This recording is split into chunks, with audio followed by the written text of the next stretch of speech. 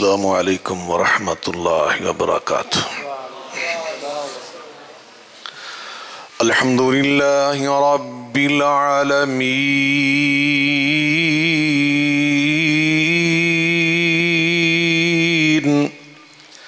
والصلاة والسلام على سید المرسلین وعلى آلہ وصحبہ اجمعین۔ سبحانک لا علم لنا الا ما علمتنا انک انت العلیم الحکیم۔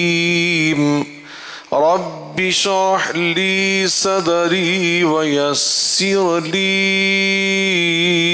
أمري واحلل عقدة من لساني يفقهوا قولي، أما بعد فأعوذ بالله من الشيطان الرجيم۔ بسم اللہ الرحمن الرحیم۔ قل ان کنتم تحبون اللہ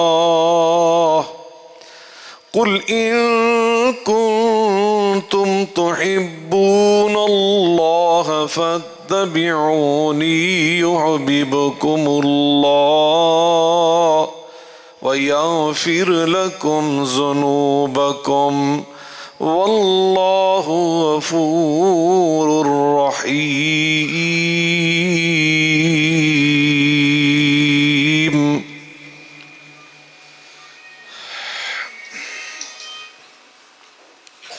ہر قسم کی حمد و ثنا اللہ رب العالمین کی ذات بابرکات کے لیے، بے شمار درود و سلام ہم سب کے ہادی اور رہنما جناب محمد مصطفیٰ احمد مجتبیٰ صلی اللہ علیہ وعلا آلہ وسلم کی ذات گرامی پر ہوں۔ علماء کرام، بزرگان من، برادران ملت، میں سب سے پہلے اللہ رب العالمین کے بے پناہ شکر ادا کرتا ہوں کہ جس کی توفیق کے ساتھ میں برادر محترم رانا ثناء اللہ صاحب حافظہ اللہ تعالی کی پرخلوص دعوت پر لبیک کہتے ہوئے آپ کے شہر سمندری میں حاضر ہوا اور یہاں آپ کی اس جامع مسجد میں انعقاد پذیر اس دینی پروگرام میں اجتماع میں شریک ہوا۔ دعا گو ہوں اللہ تعالی ہم سب کی اس حاضری کو شرف قبولیت عطا فرمائے۔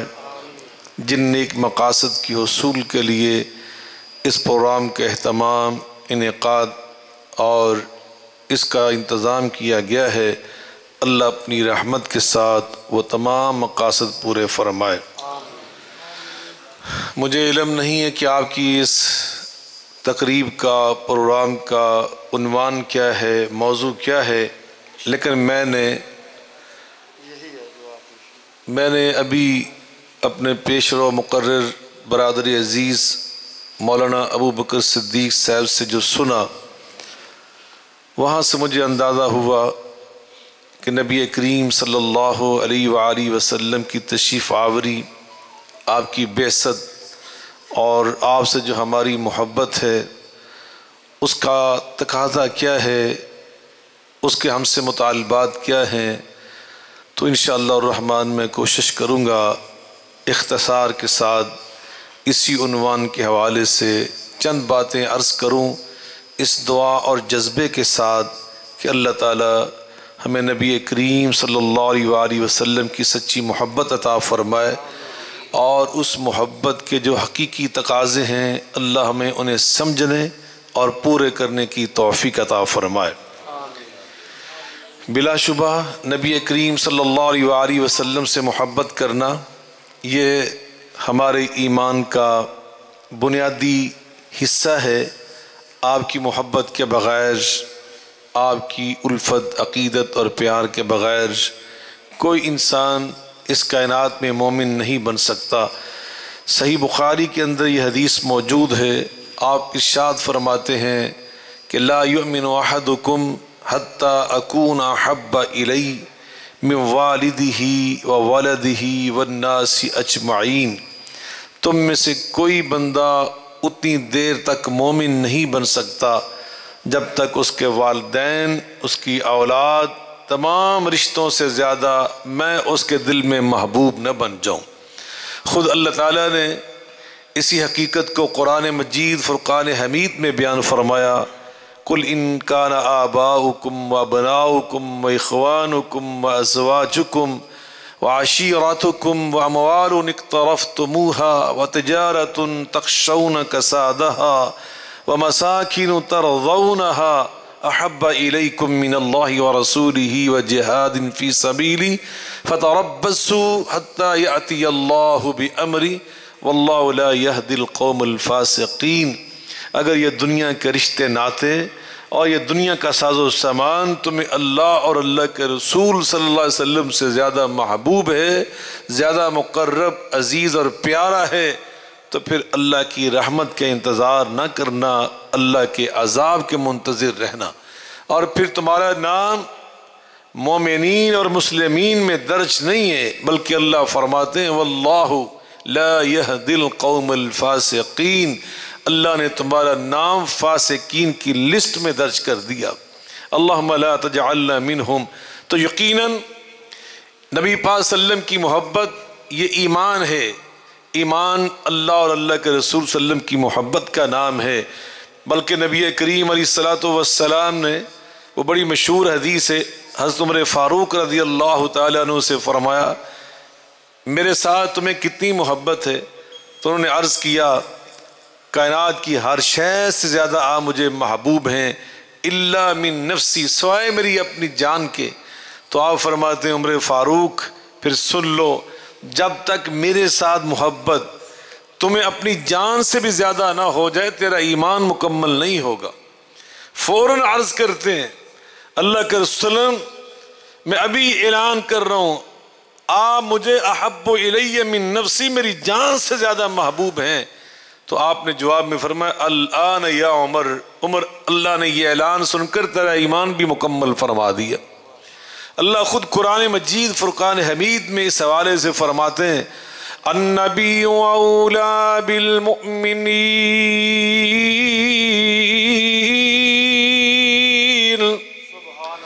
النبی اولی بالمؤمنین من انفسہم وأزواجه أمهاتهم وأولو الأرحام بعضهم أولى ببعض في كتاب الله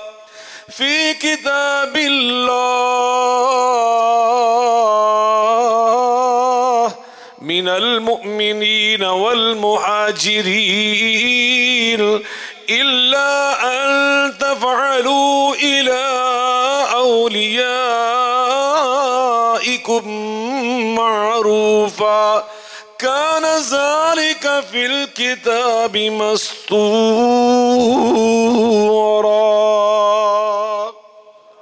اللہ فرماتے النبی اولا بالمؤمنین من انفسہم، جو میرے مومن بندے ہوتے ہیں ان کے دلوں میں نبی پاک کی محبت اپنی جان سے بھی زیادہ ہوتی ہے۔ یا قرآن مجید میں اللہ تعالیٰ نے فرمایا اب اتنی محبت نبی پاک سے ہم کرنے کے پابند ہیں، مکلف ہیں، ہمارے اوپر فرض ہے۔ توجہ سے سنیں، نبی پاک سے محبت کرنا ہمارے اوپر فرض ہے، اور اپنی اولاد سے زیادہ، اپنے والدین سے زیادہ، اپنے عزیز و اقارب سے زیادہ، اپنی جائیداد، پراپرٹی، اپنے مال و دولت، کاروبار سے زیادہ، حتیٰ کہ اپنی جان سے زیادہ ہم نبی پاک سے محبت کرنے کے پابند ہیں۔ اب اس محبت کے تقاضے کیا ہیں؟ اس محبت کے لوازمات کیا ہیں، اس محبت کی نشانیاں کیا ہیں، اس محبت کی علامات کیا ہیں۔ ایک انسان جب نبی پاک سے ساری کائنات سے بڑھ کر، اپنی جان سے بھی بڑھ کر محبت کرتا ہے تو پھر اس کے تقاضے اور اس کی نشانیاں اور علامات ہمیں ان کی پہچان ہونی چاہیے۔ سب سے پہلا تقاضا ایک مسلمان کو، ایک مومن کو اپنے محبوب پیغمبر کی صحیح پہچان ہونی چاہیے۔ میرے رسول اللہ کا مقام کیا ہے، میرے آقا کی عظمت کیا ہے، میرے رسول اللہ صلی اللہ علیہ وسلم کی رفعت اور بلندی اور آپ کی وسعتیں، عظمتیں، رعنائیاں، پناہیاں وہ کیا ہیں، میرے نبی کا مقام کیا ہے۔ اور یہ چیزیں کیسے علم ہوگا؟ علماء کی تقریریں سن کر، نبی پاک کی سیرت مبارکہ کی کتابیں پڑھ کر، آپ کی احادیث کی کتب کا مطالعہ کر کے، قرآن پاک پڑھ کر۔ ماں جی سیدہ عائشہ صدیقہ رضی اللہ تعالی عنہا، یہ صحیح مسلم کے اندر بھی حدیث موجود ہے، مسند امام احمد کے اندر بھی حدیث موجود ہے، دیگر حدیث پاک کی امہات الکتب کے اندر یہ روایت موجود ہے، مگر جو میں الفاظ ابھی پڑھنے لگا ہوں یہ صحیح مسلم کے الفاظ ہیں۔ ماں جی سیدہ عائشہ صدیقہ رضی اللہ عنہا ارشاد فرماتی ہیں، ان خلق نبی اللہ صلی اللہ علیہ وآلہ وسلم کان القرآن، یہ قرآن بیان کرتا ہے تو رسول اللہ کے اوصاف کو بیان کرتا ہے، آپ کی شان کو بیان کرتا ہے، آپ کے اخلاق کو بیان کرتا ہے۔ گویا جب بندہ قرآن پڑھتا ہے، قرآن کے مطالعے سے اسے نبی پاک کا مقام سمجھ آتا ہے۔ میرے نبی پاک ہیں کون؟ اللہ قرآن میں فرماتا ہے، تِلْكَ الرُّسُلُ فَضَّلْنَا بَعْضَهُمْ عَلَى بَعْضٍ مِّنْهُمْ مَنْ كَلَّمَ اللَّهُ وَرَفَعَ بَعْضَهُمْ دَرَجَاتٍ وَآتَيْنَا عِيسَى ابْنَ مَرْيَمَ الْبَيِّنَاتِ۔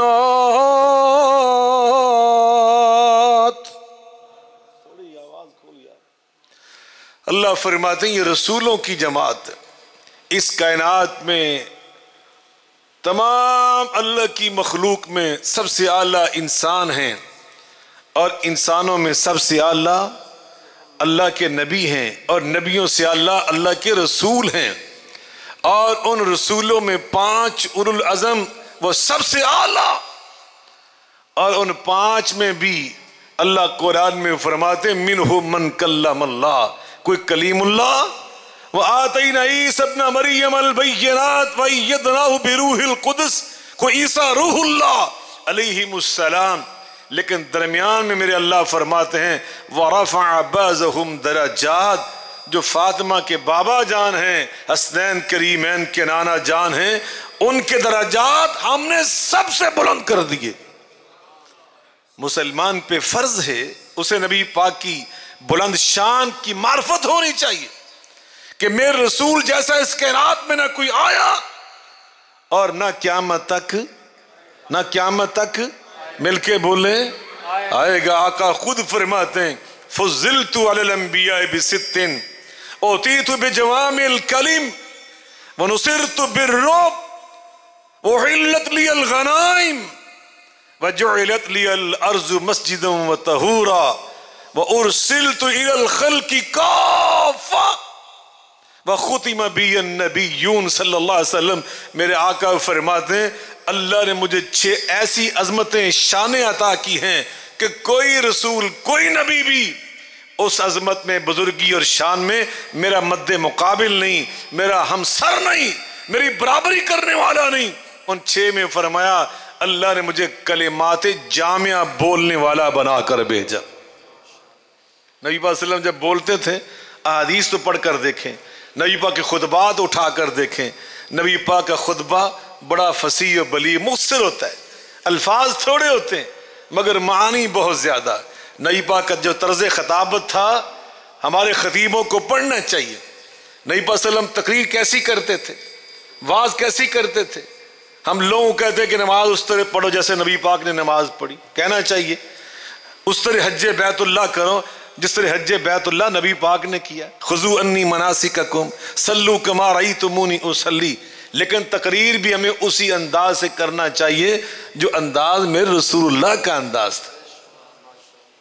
تو کسی نے پتا کہ نبی پاک کا انداز کیسے؟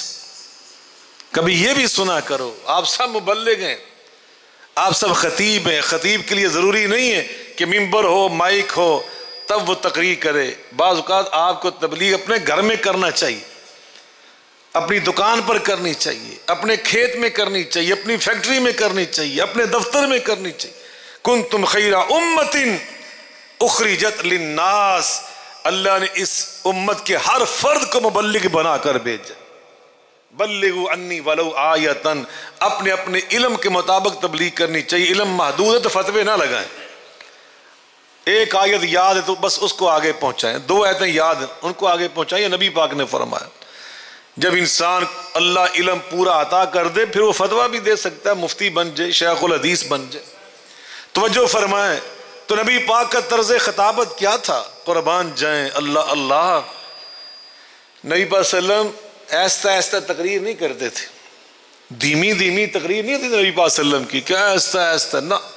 حدیث پاک میں آتا ہے میرے آقا جب خطبہ دیتے احمرت عینا، احمرت عینا، سنو ذرا، اشتد غضبہ وارتفع صوتہ واحمرت عینا، آقا کی آواز بلند ہو جاتی، آپ کی آنکھیں سرخ ہو جاتی، جلالت ٹپکتی، واشتد غضب، چہرہ انور سے جلالت ٹپکتی تھی، کأنہ منذر جیش، یوں لگتا تھا کوئی واعظ نہیں کر رہا بلکہ کوئی جرنیل اپنی فوج کو ہدایات دے رہا ہے۔ یہ تھا نبی پاک صلی اللہ علیہ وسلم کا انداز خطابت، اور دائیں ہاتھ سے آپ اشارہ فرماتے اور اتنا زور لگاتے۔ حضرت عبداللہ بن عمر رضی اللہ تعالیٰ عنہما بیان کرتے ہیں آقا کے دائیں ہاتھ مبارک کے پٹھوں سے بعض اوقات چٹکنے کی آواز آتی تھی، اتنا زور لگاتے تھے، اور آپ منبر کے اوپر کھڑے ہو کر جب خطبہ جمعہ ارشاد فرماتے کبھی آپ دائیں دیکھتے کبھی بائیں دیکھتے، اور فرماتے ہیں بعض اوقات اتنی تیزی سے دائیں سے بائیں اور بائیں سے دائیں آپ التفات فرماتے، جنبش فرماتے کہ بعض اوقات وہ منبر ہل جاتا اور ہمیں خدشہ ہوتا اہو ساکتم برسول اللہ صلی اللہ علیہ وسلم، کہیں منبر الٹ نہ جائے، آقا کہیں نیچے گر نہ جائیں، ہمیں خطرہ ہوتا، پکڑ لیتے منبر کو۔ یہ انداز ہمیں رسول اللہ صلی اللہ علیہ وسلم کا، لیکن میں قربان جاؤں یہ خطابت کا انداز تو ضرور تھا، لیکن رانا صاحب الفاظ میرے محبوب کے میٹھے ہوتے تھے، الفاظ مل کے بولیں، دوسروں کے دلوں کو موہ لینے والے، دلوں میں اثر کرنے والے۔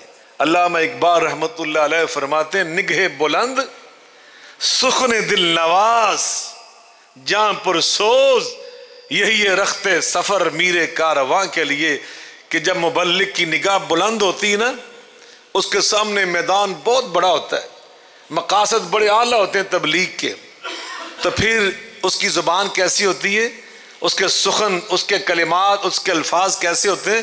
سخن دل نواز، دلوں کو موہ لینے والے، دلوں کو ساڑنے والے نہیں، دوسروں کے دل خراب کرنے والے نہیں، دوسروں کے دلوں کو کچل کر رکھ دینے والے، مجروح کر دینے والے، زخمی کرنے والے نہیں ہوتے۔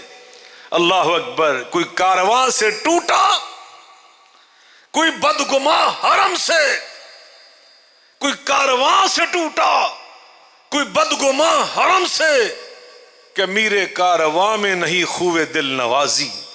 اللہ نے آپ کو میرے کارواں بنا کر انسانیت کا استاذ، معلم، رہنما بنا کر بھیجا تھا۔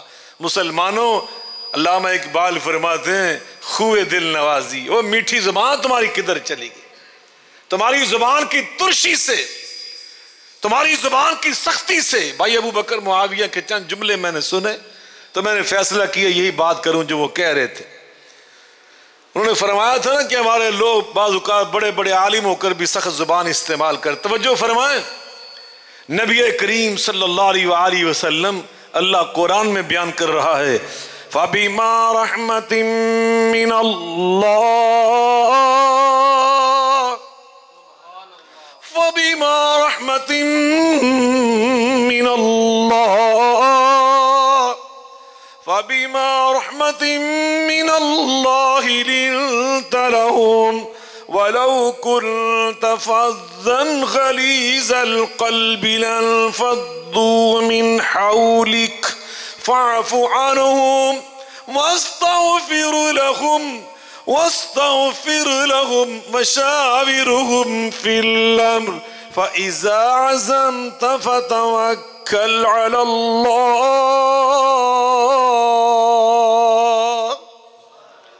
میرے محبوب کریم صلی اللہ علیہ وآلہ وسلم 1,00,000 اور کئی ہزار جو آپ کے صحابہ جانثار رفقا اتنی محبت کرنے والے جو بنے ہیں، یہ کس لیے بنے ہیں کہ آپ کی زبان میٹھی ہے. آپ کی زبان مل کے بولے میٹھی زبان. میرے آقا کی ایک تقریر میں پیش کرتا ہوں، کتنی مٹھاس بھری ایک تقریر میرے آقا کی سنیں. اللہ میں تیری شان پہ قربان جاؤں. نبی پاک کی اتنی میٹھی زبان آپ کو اللہ پاک نے عطا کی. حنین کا میدان ہے اور آپ سب جانتے ہیں کہ حنین کے میدان میں صحابہ کی تعداد 10,000 تھی. کتنی تھی؟ صحابہ کرام کے دل میں خیال آیا کہ بدر میں ہم سے 313 تھے، دشمن ہمارا 1,000 تھا، ہم نے ان کو وہاں سے پسپا کر دیا، آج تو ہم 10,000 ہیں. اللہ پاک کو صحابہ کی یہ سوچ بھی پسند نہ آئی کہ تمہیں یہ احساس کیوں نہیں ہوا کہ 313 کو غالب کرنے والا اللہ. تم اپنی تعداد سے نہ جیتے نہ کبھی ہارے، یہ سارے اختیارات میرے اللہ کے ہاتھ میں. ادھر کیوں نہیں خیال آیا؟ اگر یہ احساس ہے تو پھر دیکھ لو 10,000 کیا کرتے ہیں. اللہ نے آزمائش کی، صحابہ کرام کے قدم اکھڑ گئے. اللہ نے قرآن میں نقشہ کھینچا لَقَدْ نَصَرَكُمُ اللَّهُ فِي مَوَاطِنَ كَثِيرَةٍ وَيَوْمَ حُنَيْنٍ.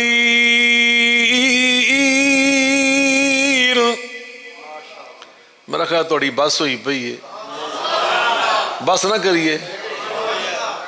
میں کئی دنوں دا راتاں دا سفراں دا تھکیا تھکایا آج صحیح والا آیا، جمعہ پڑھایا اور اس کے بعد پولیس لائن میں ایک پروگرام تھا سیرت النبی کا ہی، سارے پولیس افسران ابھی وہاں خطاب کیا، وہاں سے دوڑ لگائی، آپ کے پاس حاضر ہوا تو مجھے یوں احساس ہو رہا ہے کہ میرا سینہ کھلتا جا رہا ہے اور آپ بالکل ہی تھکتے جا رہے ہیں. کیوں جی؟ نماز کتنے بجے توڑی شادی؟ کیا مولانا کتنے بجے نماز پڑھنی؟ صرف 10 منٹ تھے جناب انشاءاللہ.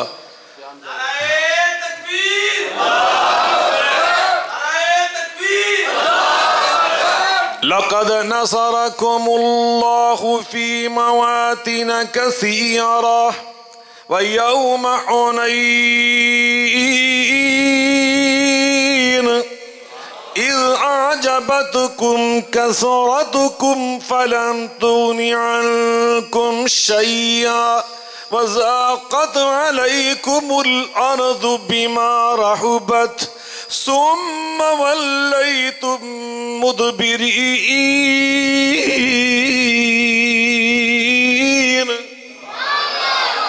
میرے اللہ فرماتے حنین میں 10,000 تعداد تمہیں خوشنما لگی، پھر دنیا نے دیکھا وَضَاقَتْ عَلَيْكُمُ الْأَرْضُ بِمَا رَحُبَتْ، اللہ کی وسیع و عریض زمین تم پہ تنگ آ گئی، تمہیں کوئی پناہ نہیں مل رہی تھی. پھر تمہارے دلوں میں جب توجہ اللہ کی طرف گئی لَقَدْ نَصَرَكُمُ اللَّهُ، تو پھر اللہ نے اپنی مدد کے دروازے کھول دیے. نبی پاک صلی اللہ علیہ وسلم اور چند صحابہ جن میں حضرت عباس اور حضرت ابوبکر صدیق رضی اللہ تعالی عنہم اجمعین نبی پاک کی سواری کو آگے سے روکتے ہیں اور میرے آقا اپنی سواری کو ایڑی مارتے ہیں، تلوار لہراتے ہیں، فرماتے ہیں ابوبکر ہٹ جاؤ، چچا عباس میرے راستے سے ہٹ جاؤ، اور دشمن کی طرف للکارتے ہوئے فرماتے ہیں انا النبی لا کذب، انا ابن عبد المطلب، میں اللہ کا سچا نبی ہوں اور عبد المطلب جیسے سردار کا بیٹا ہوں، میری رگوں میں سردار عبد المطلب کا خون ہے، میں سردار عبداللہ کا بیٹا ہوں، میں گردن کٹوا سکتا ہوں، میدان چھوڑ کر بھاگ نہیں سکتا۔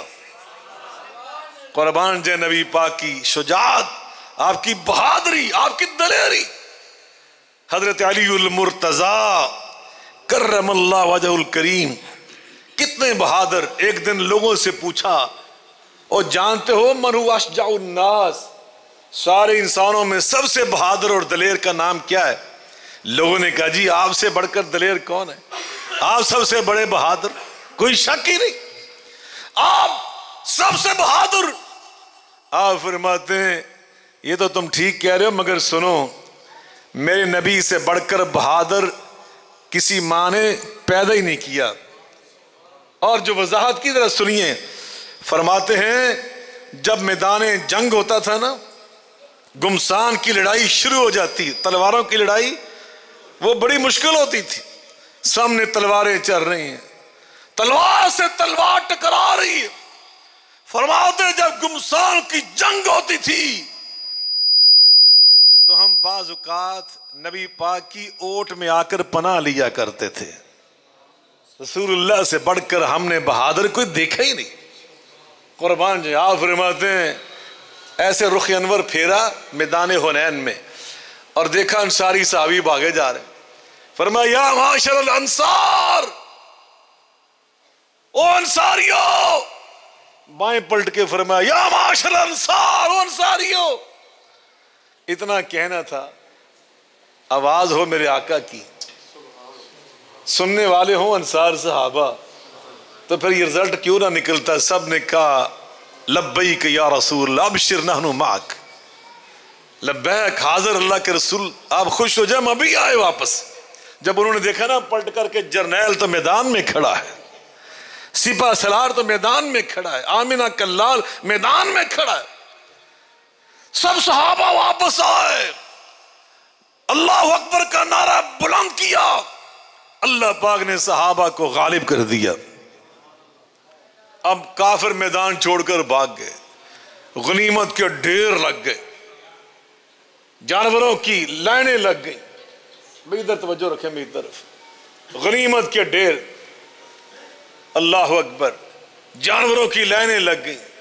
اب نبی پاک صلی اللہ علیہ وسلم نے جنگ کے ختم ہونے پر غنیمت کی تقسیم شروع فرما دی، توجہ ہے آپ کی؟ غنیمت کی تقسیم اس طرح کی، آپ نے جو مکہ معظمہ کے نئے نئے لوگ مسلمان ہوئے فتح مکہ کے بعد، ان کی دلداری اور ان کی دل جوئی کرنے کے لیے آپ نے ساری غنیمت اٹھا کر ان کو دے دی، بکریاں بھیڑیں سب ان کو دے دی۔ انصار مدینہ ان کو کچھ نہ دیا۔ اب آپس میں خیموں میں بیٹھے تھے نا صحابہ، کسی خیمے میں نوجوان انصاری بیٹھے تھے، انہوں نے آپس میں بات کرتے ہوئے کہا اذا کانت مصیبت فنحن ندعى ویعطی الغنیمت غیرنا، جب مصیبت اور آزمائش اور امتحان کا ٹائم تھا تب تو آوازیں ہمیں دی گئیں، آئے ہائے، تب تو آوازیں ہمیں دی گئیں، جب غنیمت تقسیم کرنے کا ٹائم آیا تو نبی پاک نے ہمیں یاد نہیں فرمایا، آپ نے اٹھا کر سارا مکی صحابہ کو دے دی۔ ان کی یہ بات فوراً نبی پاک صلی اللہ علیہ وسلم تک کسی صحابی نے پہنچا دی۔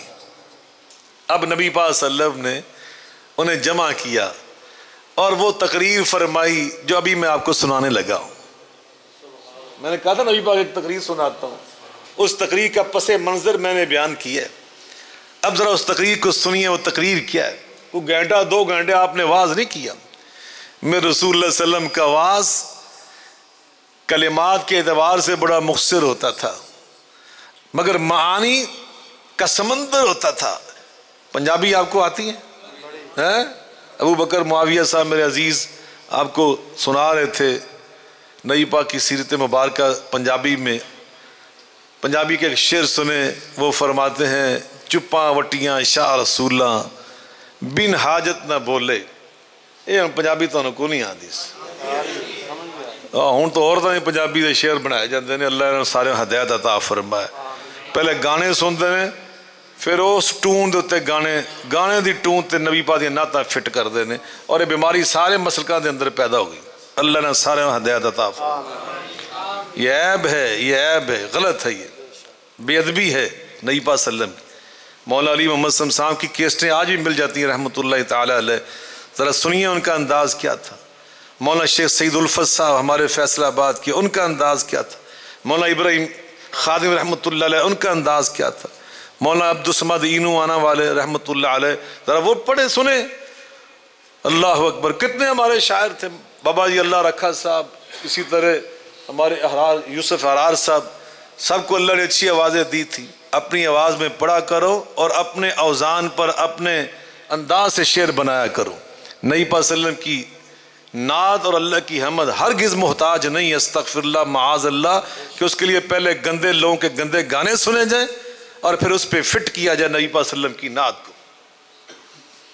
मैं एक दिन सफ़र कर रहा था किसी जलसे के लिए, तो मैंने अपने ड्राइवर को रेस्ट देने के लिए उस दिन छुट्टी दे दी और मैंने टैक्सी मंगवा ली अड्डे से कि मैं उस पर चला जाता हूँ। जब उसने वहाँ जाकर मेरी तकरीर सुनी उस टैक्सी ड्राइवर ने, तो उसके दिल में अल्लाह ने मोहब्बत पैदा की। वापसी पर वो उन्स पैदा हो गया, तो कहने लगा शाह साहब मैंने आपको एक बात शेयर करनी। मैंने कहा करो। कहने लगा मैं समझता हूँ आप अहले हदीस हैं, वहाबी हैं, आप तो नबी पाक को मानते नहीं, लेकिन आज मैंने तकरीर सुनी तो मुझे बड़ी खुशी हुई, मैं सुन्नी हूँ फलां।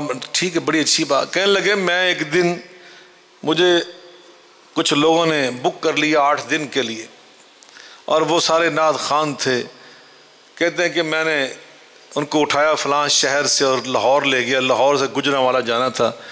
तो कहने लगे जब हम सुबह निकले ना लाहौर से गुजरांवाला, तो मैंने देखा उनको पूरा दिन उन्होंने किसी ने नमाज नहीं पढ़ी, ना किसी ने वज़ू किया।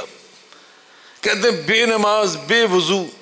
और जब हम जा रहे थे ना गुजरांवाला को, कहते मुझे उससे नफरत हो रही थी कि नबी पाक की नात पढ़ते हैं, ना ये वज़ू करते हैं, ना नमाज पढ़ते हैं। तो कहते हैं जब हम जा रहे थे, वो जो उस्ताद मोहतरम थे वो आगे बैठे थे मेरे साथ, शागिर्द उनके 3 पीछे बैठे थे। तो एक शागिर्द ने कहा कि उस्ताद जी मैंने रात कुछ नात के अल्फाज बनाए हैं, कुछ बोल बनाए हैं, नसीबो लाल के फलां गाने की तर्ज पर। तो कहते हैं सुना बेटा। कहते हैं पहले उसने नसीबो लाल के वो गाने के वो 2-3 बोल बोले, जब टून उसकी चल पड़ी वहाँ पर, तो फिर उसने नबी पाक सल्लल्लाहु अलैहि वसल्लम की नात के शेर पढ़े।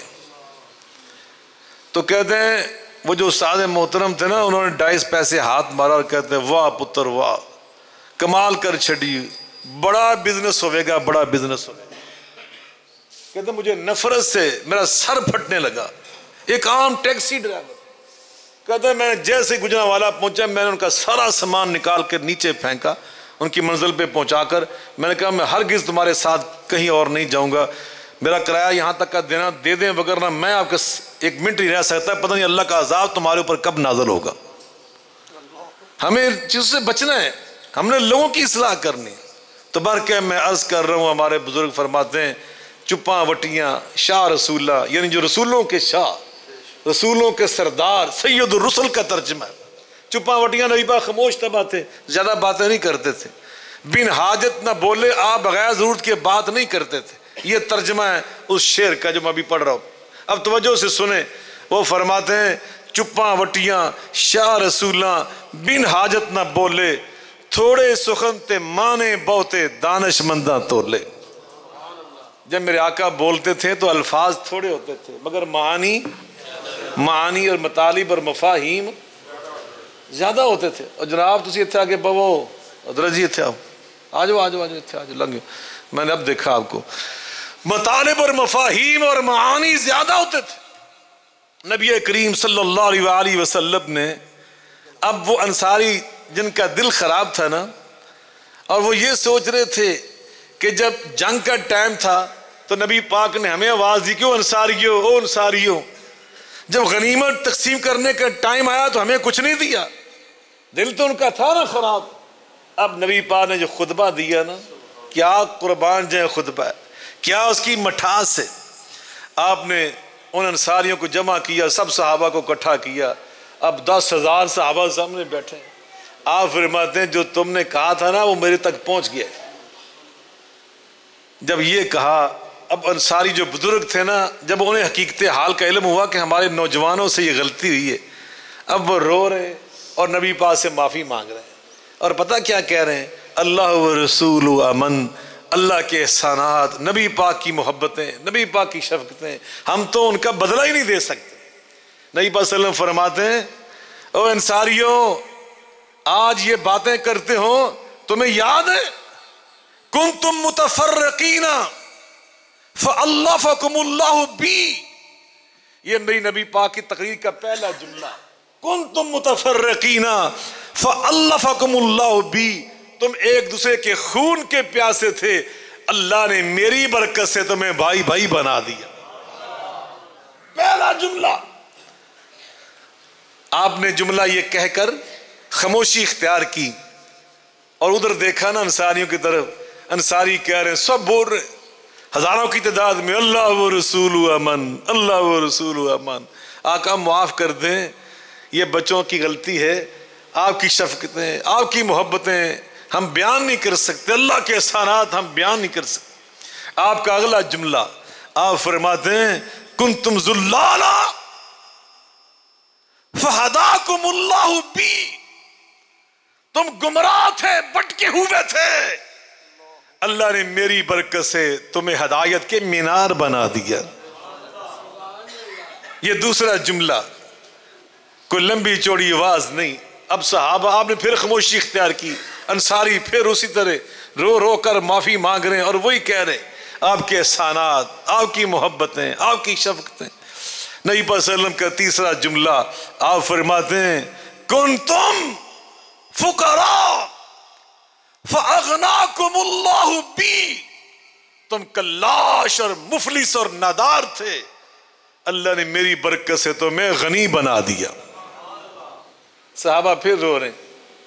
اب نبی پاک صلی اللہ علیہ وسلم نے خطابت کا دوسرا انداز اختیار کیا، یہ پہلا انداز ہے، پہلا اسلوب۔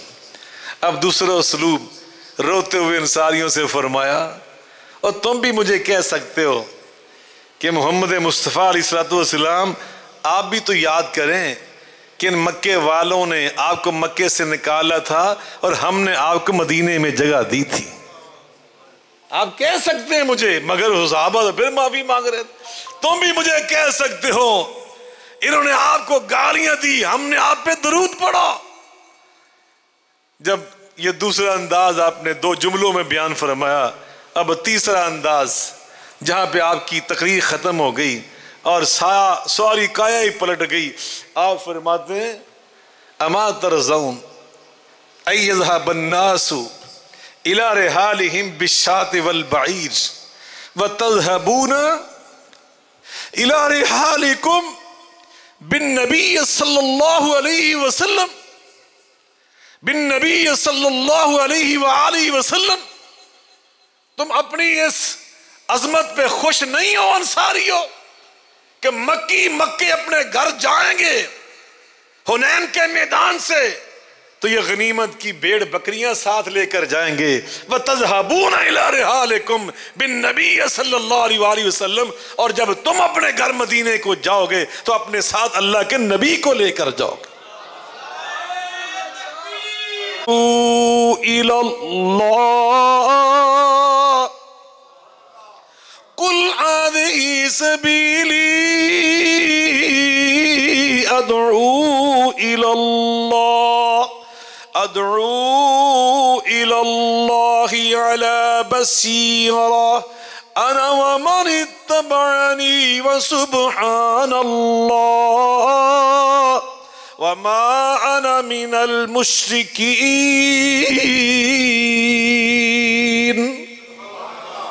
کہہ دیجئے میرے محبوب کریم صلی اللہ علیہ وسلم، اور لوگوں، میرا طریقہ کار، میرا طرز خطابت، میرا انداز تبلیغ کیا ہے؟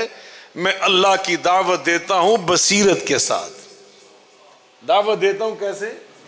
مل کے بولیں، بصیرت کے ساتھ۔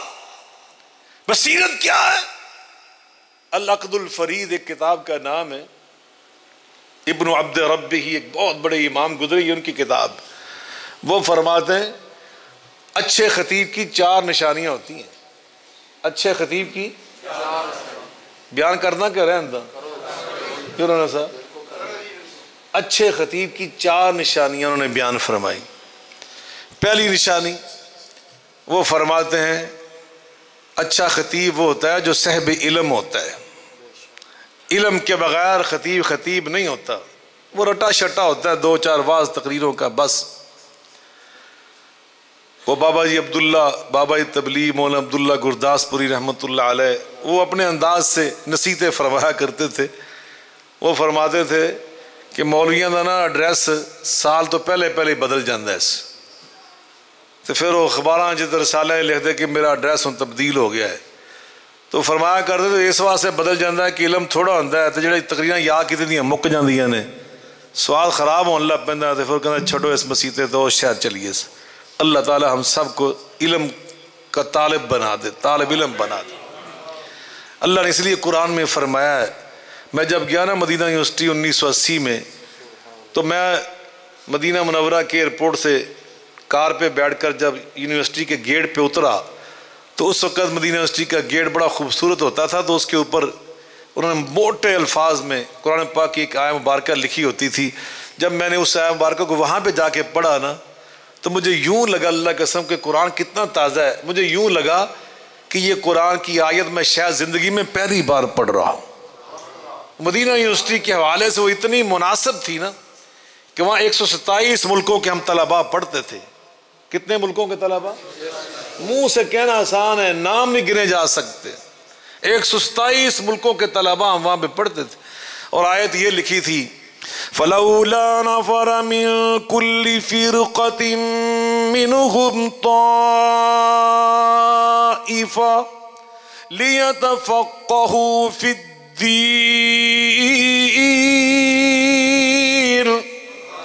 فَلَوْلَا نَفَرَ مِن كُلِّ فِرْقَةٍ مِّنْهُمْ طَائِفَةٌ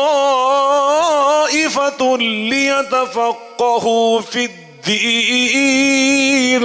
وَلِيُنذِرُوا قَوْمَهُمْ إِذَا رَجَعُوا إِلَيْهِمْ لَعَلَّهُمْ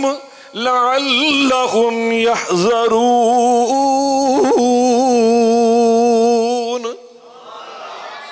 اللہ فرماتے ہیں مختلف اطراف سے مسلمانوں کے لوگ آنے چاہیے ایسے اسلامی تعلیمی مراکز میں، لیتفقہوا فی الدین، تاکہ یہاں پر پہنچ کر وہ تفقہ فی الدین حاصل کریں، دین کا گہرا علم۔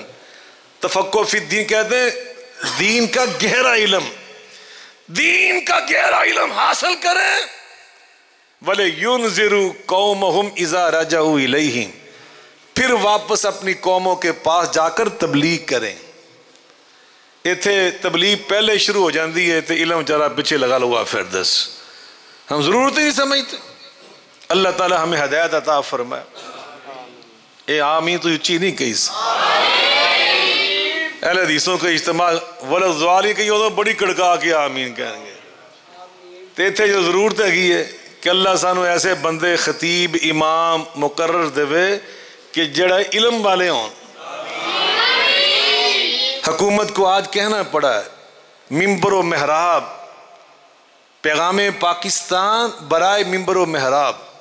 ابھی چند دن پہلے ہم بادشاہ مسجد لاہور میں اکٹھے تھے، وزراء بھی تھے، پیر نور الحق قادری صاحب مدہ ذل العالی، ہمارے جو وفاقی وزیر مذہبی امور ہیں، وہ خود تشریف فرما تھے۔ تو وہاں علماء کچھ سمجھانے کے لیے یہ کتاب شائع کرنی پڑی ہے گورنمنٹ کو، ممبر و محراب، کہ آپ ممبر و محراب کے وارث ہیں، آپ کی ذمہ داریاں کیا ہیں، آپ کو تقریر کیسے کرنی چاہیے، آپ کا انداز کیا ہونا چاہیے۔ اب مجھے احساس ہوتا ہے کہ مدینہ یونیورسٹی میں جانا اللہ کتنی بڑی میرے لیے نعمت تھی۔ مدینہ یونیورسٹی میں ایک انہوں نے جمعیت بنائی ہوتی تھی، جمعیت الخطابہ، خطابہ سوسائٹی، یونیورسٹی لیول کے اوپر۔ اس وقت جب میں پڑھتا تھا تقریباً 8 یا 9 ہزار طلباء کی تعداد تھی، اب تو بہت زیادہ ہو گئی۔ اس وقت 9 ہزار ہم طلباء تھے تقریباً، اور یونیورسٹی لیول کے اوپر یہ جمعیت الخطابہ تھی۔ الحمدللہ میں 5 سال اس کا ممبر رہا، اور 2 سال جو آخری میرے وہاں پہ تھے، میں 2 سال مسلسل پوری یونیورسٹی کی اس جمعیت کا جنرل سیکرٹری رہا، اور الحمدللہ مجھے اللہ پاک نے یہ شرف عطا کیا، جہاں تو میں نے تعلیمی طور پہ یونیورسٹی کو ٹاپ کیا، وہاں میں نے خطابت کے میدان میں بھی الحمدللہ پہلے کئی دفعہ نمبر حاصل کیے۔ تو بر ہمیں سکھاتے تھے استاد، ادر یونیورسٹی کے اساتذہ، اور یہ شیخ ابراہیم اخضر بیت اللہ کے امام رہے، مسجد نبوی کے امام رہے، وہ میرے استاد تھے۔ شیخ حذیفی صاحب میرے استاد ہیں، تو ہمیں یہ سکھاتے تھے کہ واعظ کیسے کرنی، تقریر کیسے کرنی۔ تو العقد الفرید میں انہوں نے اچھے خطیب کی پہلی نشانی کیا لکھی ہے؟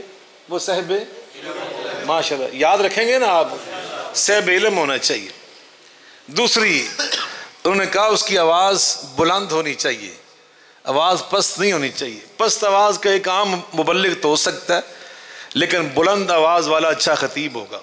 جیسے آپ نے سنا نبی پاک صلی اللہ علیہ وسلم جب تقریر کرتے تھے، ارتفع صوتہ، آپ کی آواز اور بلند ہو جاتی تھی، آواز آپ کی مل کے بولیں، اور نبی پاک کی آواز جو تھی نا بڑی مٹھاس والی تھی، بڑی میٹھی آواز۔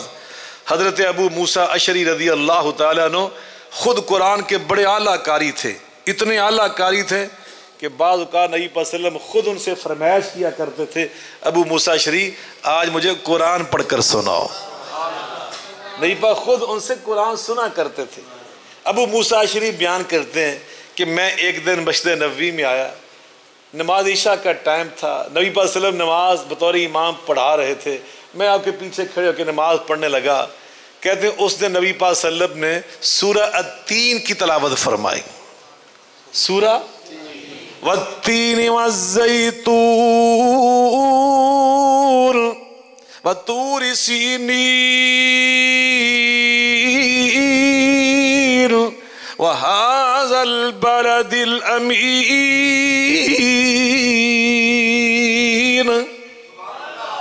ابو موسیٰ اشعری جیسا قاری اب جو ریمارکس دیتے ہیں نا، اپنے تاثرات بیان کرتا ہے، ذرا وہ سنیے، دل کی تختی پہ لکھ کر لے جائیے۔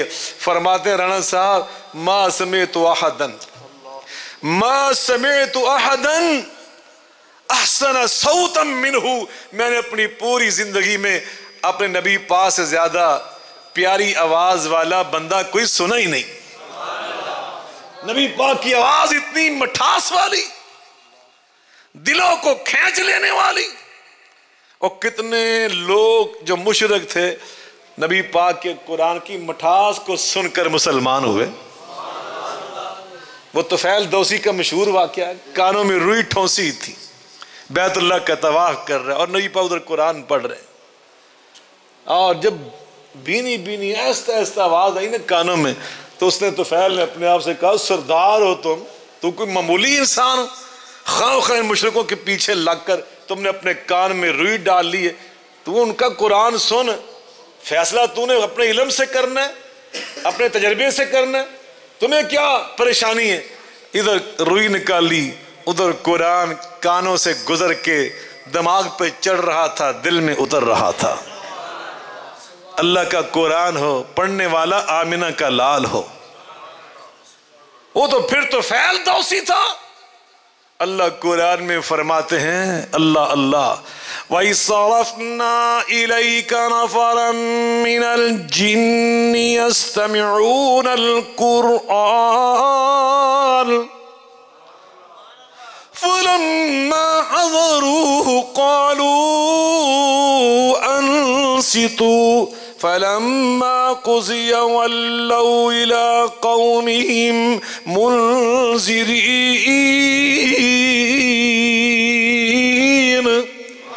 قَالُوا يَا قَوْمَنَا إِنَّا سَمِعْنَا كِتَابًا أُنزِلَ مِن بَعْدِ مُوسَىٰ يَهْدِي إِلَى الْحَقِّ وَإِلَىٰ طَرِيقٍ مُسْتَقِيمٍ۔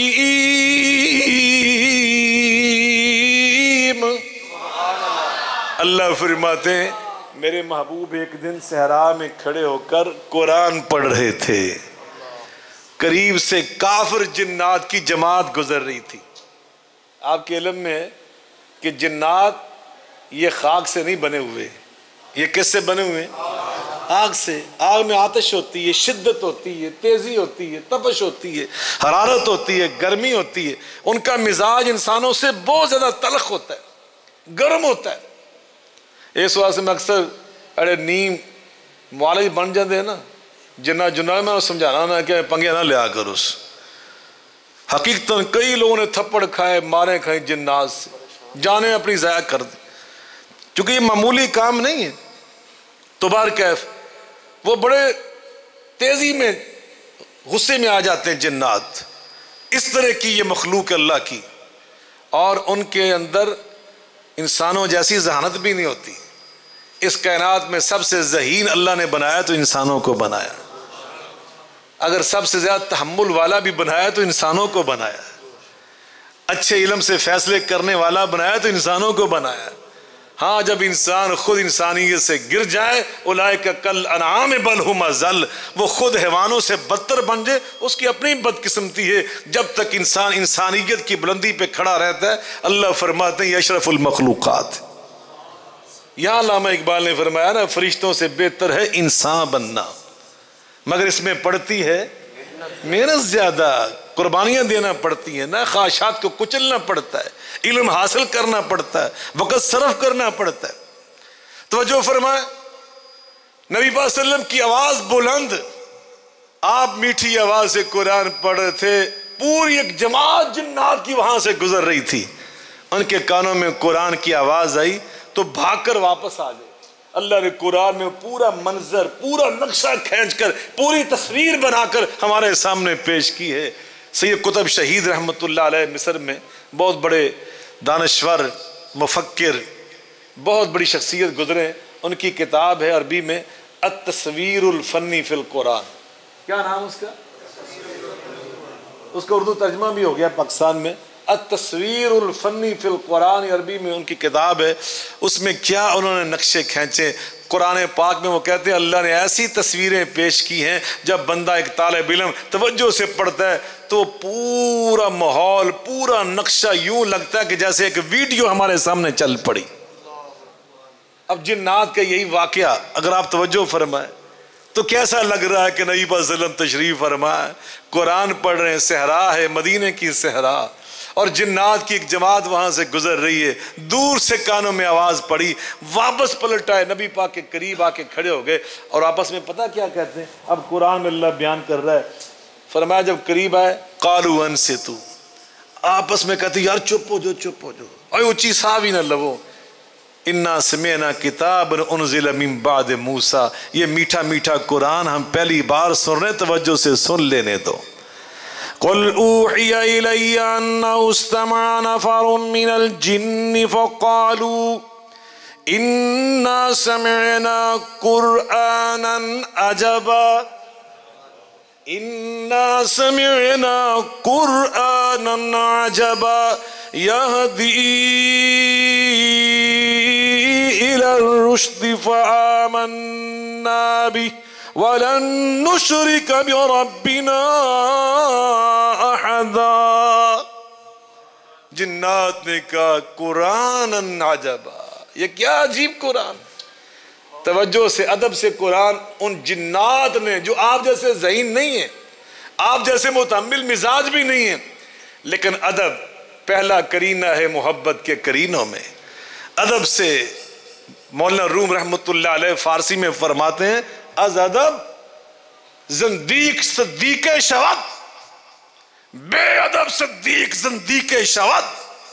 وہ فرماتے ہیں بعض بندے بہت گناہگار خطا کار ہوتے ہیں لیکن ان کے اندر ادب ہوتا ہے، اور اللہ بعض کا ادب والی کوئی ادا کی ایسی پسند کرتا ہے، انہیں اللہ ان کی کایا پلٹ دیتا ہے، زندیق سے اٹھا کر صدیق بنا دیتا ہے۔ اگلی گل سنانا کہ رہن دا، وہ تو انہیں پسند نہیں آنی۔ چمن میں تلخ نوائی میری گوارا کر، زہر بھی کبھی کرتا ہے قار تریاقی۔ سنو پھر ملیریے کے بخار ہو جائے مریض کو تو کنین بڑی کڑوی ہوتی، کھلانا پڑتی۔ دوسرا جملہ وہ فرماتے ہیں کہ بعض اوقات بندہ بڑا نیک ہوتا ہے، سارے پرہیزگار اور صدیقیت کے درجے تک پہنچ جاتا ہے، لیکن حد درجہ بے ادب اور گستاخ ہوتا ہے، اور اللہ بعض اوقات اس کی گستاخی کو دیکھ کر اتنا ناراض ہوتا ہے کہ اللہ اس کو صدیق سے گرا کر زندیق بنا دیتا ہے۔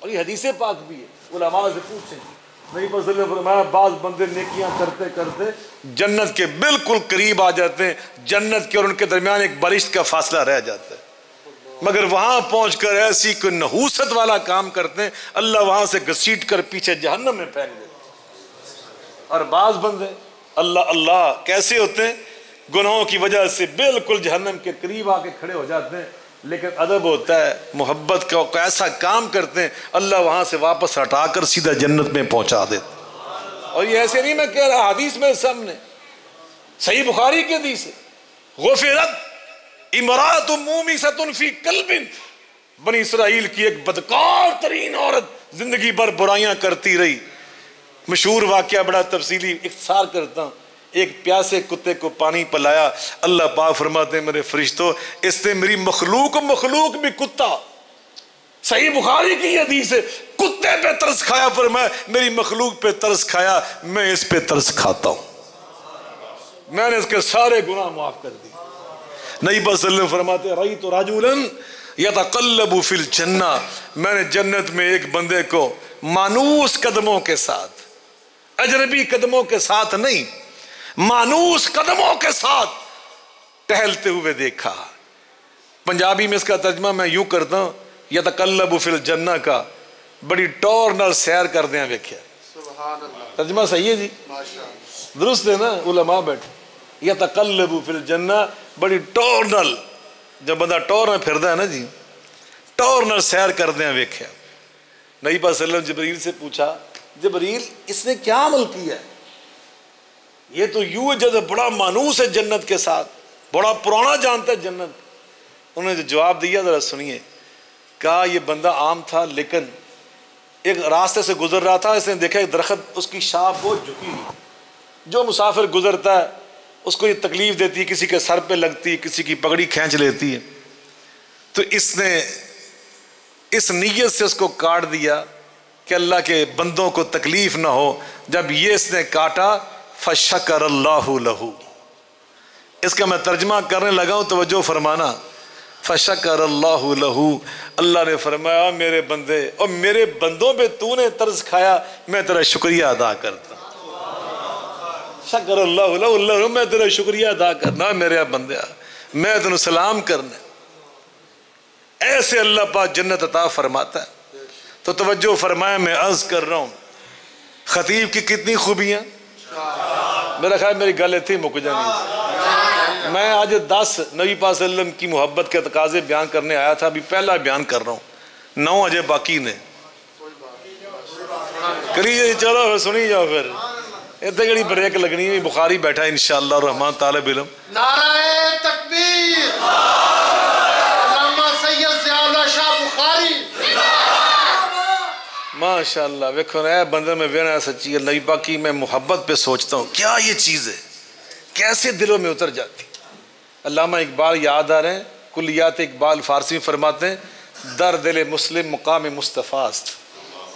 ابھی میں سہیوال میں تقریر کر کے آیا نا جمعے کے بعد، یعنی پولیس لائن کا مطلب جہاں سارے پولیس افسر تھے، D S P, D P O, S P investigation, تمام ایس ایچ او، بہت بڑا اجتماع تھا، میری اکیلے کی تقریر انہوں نے رکھی، تو میں نے جب تقریر سے پہلے ڈی پی او صاحب کا خطاب سنا اور اس سے پہلے کانسٹیبل نبی پاک کی نعتیں پڑھ رہے تھے، وردی پولیس والی پائی تو نعتیں پڑھ دے، میں حیران ہو رہا سی، اور اب اس میں دیکھ رہا ہوں اس مجذوب کو، سچی بات، تو مجھے علامہ اقبال یاد آ رہے ہیں، وہ کہتے ہیں در دل مسلم مقام مصطفیٰ است، در دل مسلم مقام مصطفیٰ است، آبرو ما ز نام مصطفیٰ است۔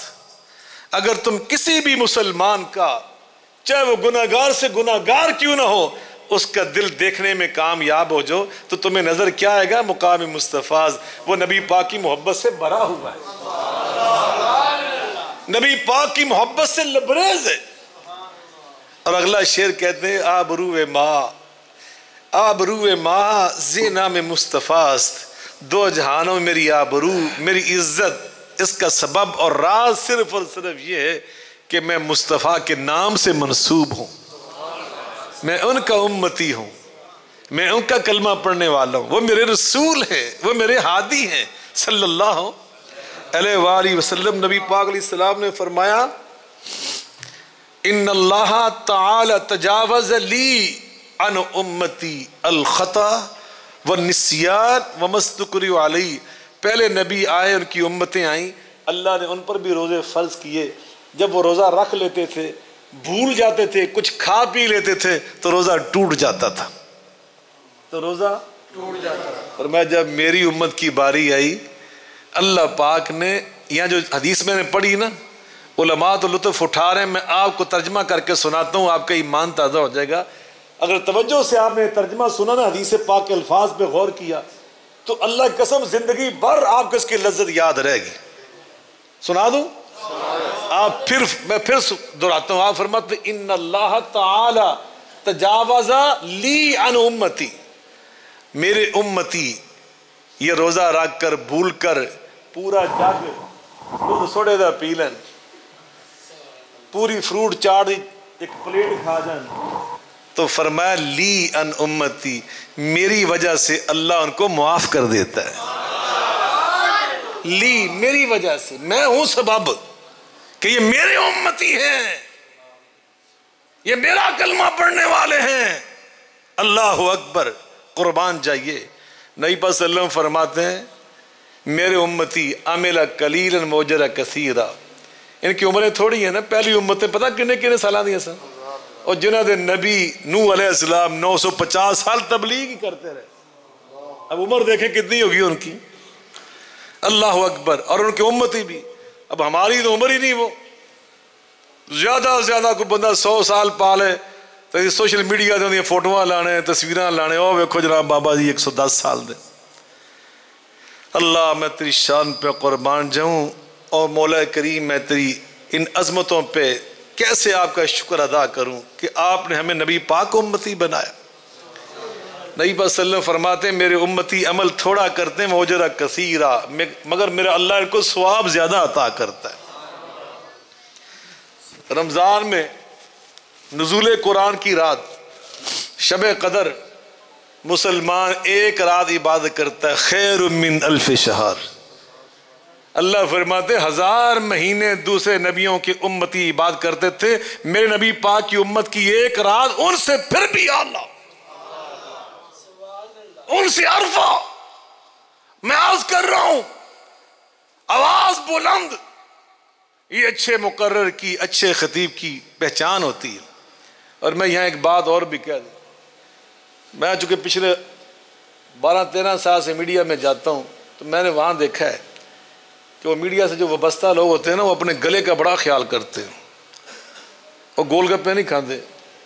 میں مولویوں کو سمجھانا ہوں آدھے گلیاں کی حفاظت کریا کرو، ہم نے اللہ کا دین سنانا ہوتا ہے۔ حقیقتاً میں مذاق نہیں کر رہا، یہ اللہ کی نعمتوں کی ہمیں قدر کرنی ہوتی ہے، ان کی حفاظت کرنا ہوتی ہے۔ جب وہ گندے گانے گانے کے لیے اور فضول باتیں کرنے کے لیے اپنا گلا صاف رکھنے کی کوشش کرتے ہیں تو ہمارے گلے سے تو اللہ کا قرآن نکلنا ہے، نبی صلی اللہ علیہ وسلم کے ارشادات نکلنے ہیں، صحابہ کرام اہل بیت طہار کے مبارک اقوال نکلنے، تو ہمارا گلا ان سے بھی زیادہ اچھا ہونا چاہیے، ان سے زیادہ سریلا ہونا چاہیے، صاف ہونا چاہیے۔ تو بہرکیف یہ دوسری شرط ہے۔ اور تیسری وہ فرماتے ہیں اگر اللہ اس کو قد کاٹ اچھا دے، شکل و صورت اچھی دے، تو یہ اچھے خطیب کی پہچان ہوتی ہے، یہ اللہ کی خیر نعمت ہے، اللہ کی دین کسی کو مل جائے۔ اور چوتھی وہ فرماتے ہیں اس کو مجمع شناس ہونا چاہیے۔ کیا ہونا چاہیے؟ مجمع شناس کا مطلب پتہ کیا ہوتا ہے؟ کہ جیسا مجمع ویسی واز۔ اب میرے سامنے سمندری کے لوگ بیٹھے ہوئے، میرے بھائی، میرے بزرگ، کوئی دکاندار ہے، کوئی زمیندار ہے، کوئی ملازم ہے، یہ علماء فضلاء تو ہے نہیں۔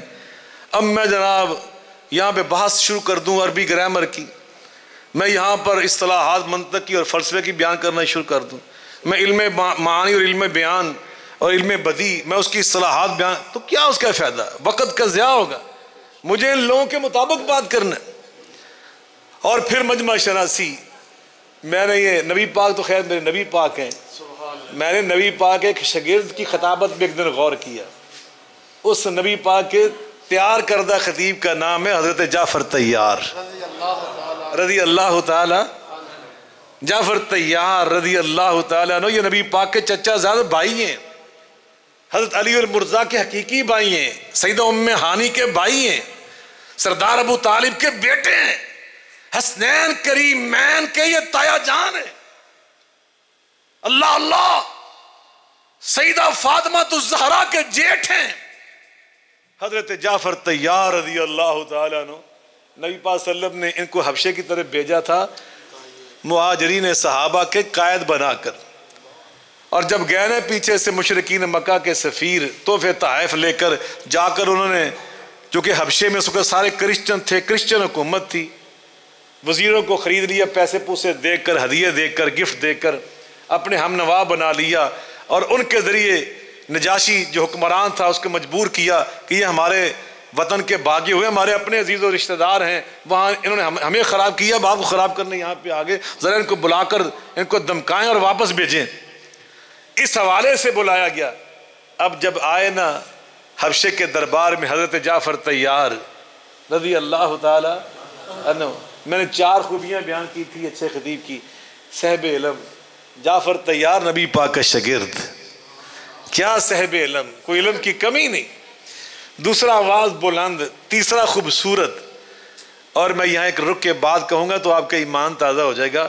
نبی پاک صلی اللہ علیہ وسلم کے جتنے کزن تھے نا، چچا زاد، تایا زاد، ماموں زاد، ان سارے کزنوں میں نبی پاک کے ساتھ چہرے کی مشابہت سب سے زیادہ حضرت جعفر طیار کی تھی۔ نبی پاک کو دیکھنے والے، حضرت جعفر طیار کو دیکھنے والے فوراً سمجھ جاتے تھے کہ حضرت جعفر طیار نبی پاک کے بھائی ہیں۔ سب سے زیادہ مشابہت نبی پاک کے ساتھ چہرے کی کزنوں میں حضرت جعفر طیار کی تھی۔ اب یہاں سے اندازہ لگائیں وہ خوبصورت کتنے ہوں گے۔ میرے نبی پاک اتنے خوبصورت، وَأَحْسَنُ مِنْكَ لَمْ تَرَكَتْ عَيْنٌ وَأَجْمَلُ مِنْكَ لَمْ تَلِدِ النِّسَاءُ خُلِقْتَ مُبَرَّعًا مِنْ كُلِّ عَيْبٍ كَأَنَّكَ قَدْ خُلِقْتَ كَمَا تَشَاءُ۔ روشن چہرہ، قد کاٹھ، بنتر بناوٹ، ختم ہو گئی سونے تے سجاوٹ، کسے ماں اے ہو جا سونا نہیں جنیا، جو اپنی مرضی مطابق ہو بنیا۔ مصور نے بس انتہا کر سٹی، بڑی ریج دے نال تصویر کٹی، حسینہ جمیلہ دا منہ موڑ دیتا، محمد بنا کے قلم توڑ دیتا۔ صلی اللہ علیہ وسلم۔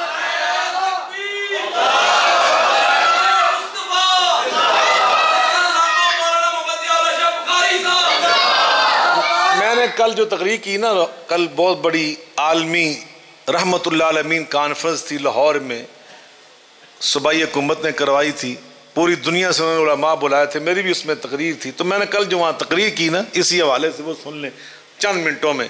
نبی پاک صلی اللہ علیہ وسلم اب کوئی نعوذ باللہ خاکہ بنا دینا تو اسی کملے ہو جانے جناب، لا لا لا لا شروع کر دیتے۔ وہ اللہ کے بندو، اللہ نے ہمیں فراست دی ہے، اتقوا من فراست المؤمن فَإِنَّهُ يَنْظُرُ بِنُورِ اللَّهِ۔ نبی پاک صلی اللہ علیہ وسلم کی مجھے بتلائیں دنیا میں کوئی تصویر ہے؟ جی میں سناؤں گا، میں اتنے جا رہا ہوں۔ نبی پاک کا حسن بیان کرنے لگا ہوں، نبی پاک صلی اللہ علیہ وسلم کا حسن میں عرض کرنے لگا ہوں حضرت جعفر طیار کی مناسبت سے۔ نبی پاک علیہ الصلوۃ والسلام کا حسن، آپ کی خوبصورتی، آپ کی رعنائی، آپ کا چہرہ انور، آپ کا حلیہ مبارکہ، وہ حدیث پاک کتابوں میں آج بھی مروی ہے، مذکور ہے۔ رحمت للعالمین سیرت النبی صلی اللہ علیہ وسلم پہ دنیا کی ایسی کتاب ہے، اردو زبان کی تاریخ میں سب سے پہلی کتاب وہ رحمت للعالمین، جو میں پوری ذمہ داری سے کہہ رہا ہوں۔ رحمت للعالمین سے پہلے بر صغیر میں اردو زبان میں پہلے کوئی کتاب نہیں، یہ سب سے پہلی کتاب۔ اور میں حیران ہوں، اس دور میں کتاب لکھی گئی، آج تک اس کی اردو بھی اتنی فصیح و بلیغ ہے، اتنی سلیس ہے کہ بندہ حیران ہو جاتا ہے۔ نبی پاک صلی اللہ علیہ وسلم جب گیا نا ہجرت کے سفر میں، تو راستے میں ام معبد رضی اللہ عنہ کا وہ مشہور واقعہ ہے، نبی پاک ان کے گھر رکے تو آپ نے کھانا طلب فرمایا، تو کہا ہم تو غریب لوگ، کچھ بھی نہیں۔ وہ آپ نے ایک ان کی بکری کا دودھ دھویا تھا، جو بکری دودھ نہیں دیتی تھی، بڑی مشہور حدیث۔ تو معبد نے اپنے جب واپس آیا نا خامد تو نبی پاک کا حلیہ بیان کیا. اس نے کہا 2 مہمان آئے تھے, ان میں ایک صاحب تھے ایک ان کے ساتھی تھے, تو اس نے کہا صاحب کا حلیہ کیا ہے؟ تو اس نے حلیہ بیان کیا, میں حیران ہوں, معبد صحرا میں رہنے والی, صحرا میں رہنے والی, کوئی مدرسہ نہیں پڑھی, کسی یونیورسٹی میں تعلیم حاصل نہیں کی, لیکن نبی پاک صلی اللہ علیہ وسلم کا حلیہ مبارکہ جس انداز سے اس نے بیان کیا ہے, آج دنیا کا کوئی عربی کا ادیب بھی وہ بیان نہیں کر سکتا. اللہ قسم کوئی عربی ادیب بھی بیان نہیں کر سکتا. وہ الفاظ کا چنو, اور اس کا اردو ترجمہ قاضی سلیمان منصور پوری رحمۃ اللہ علیہ نے اللہ اللہ جس انداز سے کیا ہے, میں کہتا ہوں اللہ قسم اس انداز کا اردو ترجمہ بھی کوئی نہیں کر سکتا. لیکن نبی پاک کی اللہ کی دنیا میں تصویر بننے, مل کے بول لیں, نبی پاک کے دور میں مصور تھے جو بندے کو ایک بار دیکھ کر اس کی پوری تصویر بنا دیتے تھے. میں 1984 میں مدینہ یونیورسٹی کے آخری سال میں پڑھ رہا تھا, اور مجھے وہاں سے انگلینڈ ایک کانفرنس میں جانے کا اللہ نے موقع دیا. تو پہلی بار جب میں لندن میں دوستوں کے ساتھ گیا نا واپس برمنگھم سے فارغ ہو کر کانفرنس سے, تو مجھے انہوں نے ایک نوجوان کے سامنے بٹھا دیا. اس نے 15 منٹ کے اندر اندر کچی پینسل کے ساتھ مجھے دیکھ دیکھ کر میری تصویر بنائی. میں حیران ہوا. اب تو خیر پاکستان میں یہ چیزیں عام ہو گئی, اس وقت مجھے بڑا تعجب ہوا. یعنی ایسے لوگ دنیا میں موجود ہیں, اور دنیا میں ایسے لوگ بھی موجود ہیں. آپ حلیہ بیان کریں کسی کا کہ ماتھا ایسا, آنکھیں ایسی, ناک ایسی, رخسار ایسے, وہ پوری تصویر بنا دیتے ہیں سن کر. نبی پاک صلی اللہ علیہ وسلم کا حلیہ مبارکہ آج دنیا میں موجود ہے, لیکن اگر کوئی مصور مسلمان نبی پاک صلی اللہ علیہ وسلم کی حلیہ مبارکہ کو سینے کے ساتھ لگا لے, مسجد نبوی میں چلا جائے, مواجہ شریفہ کے سامنے بیٹھ جائے, زمزم سے باوضو ہو کے بیٹھ جائے, اکیلا نہیں اپنے جیسے اور بھی ماہرین تصویر وہ بھی اکٹھے کر لے, مہینہ 2 مہینہ لگا کر نبی پاک کی تصویر بنائے, اور آ کر ہمارے سامنے کہ یہ نبی پاک کی میں تصویر بنا کر لایا ہوں, بڑی محبت کے ساتھ, بڑے ایمان کے ساتھ, بڑی دیانتداری کے ساتھ, جو حلیہ حدیث پاک میں موجود تھا, سیرت میں موجود تھا, عین اس کے مطابق بنا کے لایا, ہم قبول کریں؟ پکی گل ہے یار, وہ مسلمان ہے, باوضو ہو کے اس نے مسجد نبوی میں بیٹھ کے بنایا ہے. وہ قسم اٹھا رہا کہ میں نے نبی پاک کے حلیے کے عین مطابق بنایا. اس کی تو تم مانتے نہیں ہو. کوئی حرام زادہ الو کا پٹھا وہ فرانس سے اٹھے, اور خاکہ بزا کسے کہتے ہیں؟ اصل تصویر کو بگاڑ دیا جائے, جس کو ہم کارٹون کہتے ہیں. اصل فوٹو ہو نا, اس کو تھوڑا سا بگاڑا جائے, آنکھیں ٹیڑھی کر دی جائیں, رخسار خراب کر دیے جائیں, اس کو کہتے ہیں یہ خاکہ بن گیا. اب نبی پاک کی اصل تصویر کوئی بنائے, ہم قبول کرنے کے لیے تیار نہیں ہیں, اور تصویر کو کوئی بگاڑ کے لائے. جو اصل تصویر نہیں اسی مندے پہ, تو خاکہ کتوں ہے؟ وہ اصل فوٹو ہوئے گی تو خاکہ بنے گا نا. کدی تسی اخبار وچ نواز شریف دے کارٹون دیکھے؟ دیکھا کئی باری. زرداری دے کارٹون دیکھا, عمران خان دا کارٹون, اور ٹی وی دے چلتے ہیں بنا بنا کے نہیں دکھا دے, سب کے بنتے. تو وہ کارٹون کیسے بنتے؟ اصل فوٹو کو خراب کر کے. جب اللہ نے نبی پاک کا اصل فوٹو ہی نہیں بننے دیا, اب میرے اللہ کے وعدے, انا کفینا کل مستہزئین, قیامت تک ہم آپ کی حفاظت کریں گے. اسی لیے اللہ پاک نے نہیں بننے دیا تھا. آپ کا فوٹو, آپ کی تصویر, میرا اللہ علام الغیوب سے پتا تھا ایک وقت آئے گا ایسے حرامی پیدا ہوں گے, میرے محبوب کی اصل فوٹو ہوگی تو یہ بگاڑیں گے, کارٹون بنائیں گے, خاکہ بنائیں گے. تو اللہ پاک نے نبی پاک کی تصویر اصل بننے نہیں دی.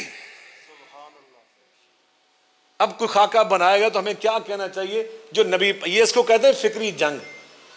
ہم نے مدینہ یونیورسٹی میں پڑھا تھا الغزو الفکری, آج کی بولی میں اس کو کہتے ہیں 5th جنریشن وار. یہ ہماری جو جنگ ہے نا اس وقت, یہ فکری جنگ, اعصاب کی جنگ ہے. ہم نے اس فکری جنگ میں تلوار نہیں چلانا ہوتی, رائفل نہیں چلانا ہوتی, صرف ایٹم بم نہیں چلانا ہوتا. اس میں فکر کو فکر سے لڑانا ہوتا ہے. جو فکری طور پہ غالب آئے گا وہ کامیاب ہوگا. اور نبی پاک صلی اللہ علیہ وسلم نے فکری جنگ بھی لڑ کے دکھائی ہے.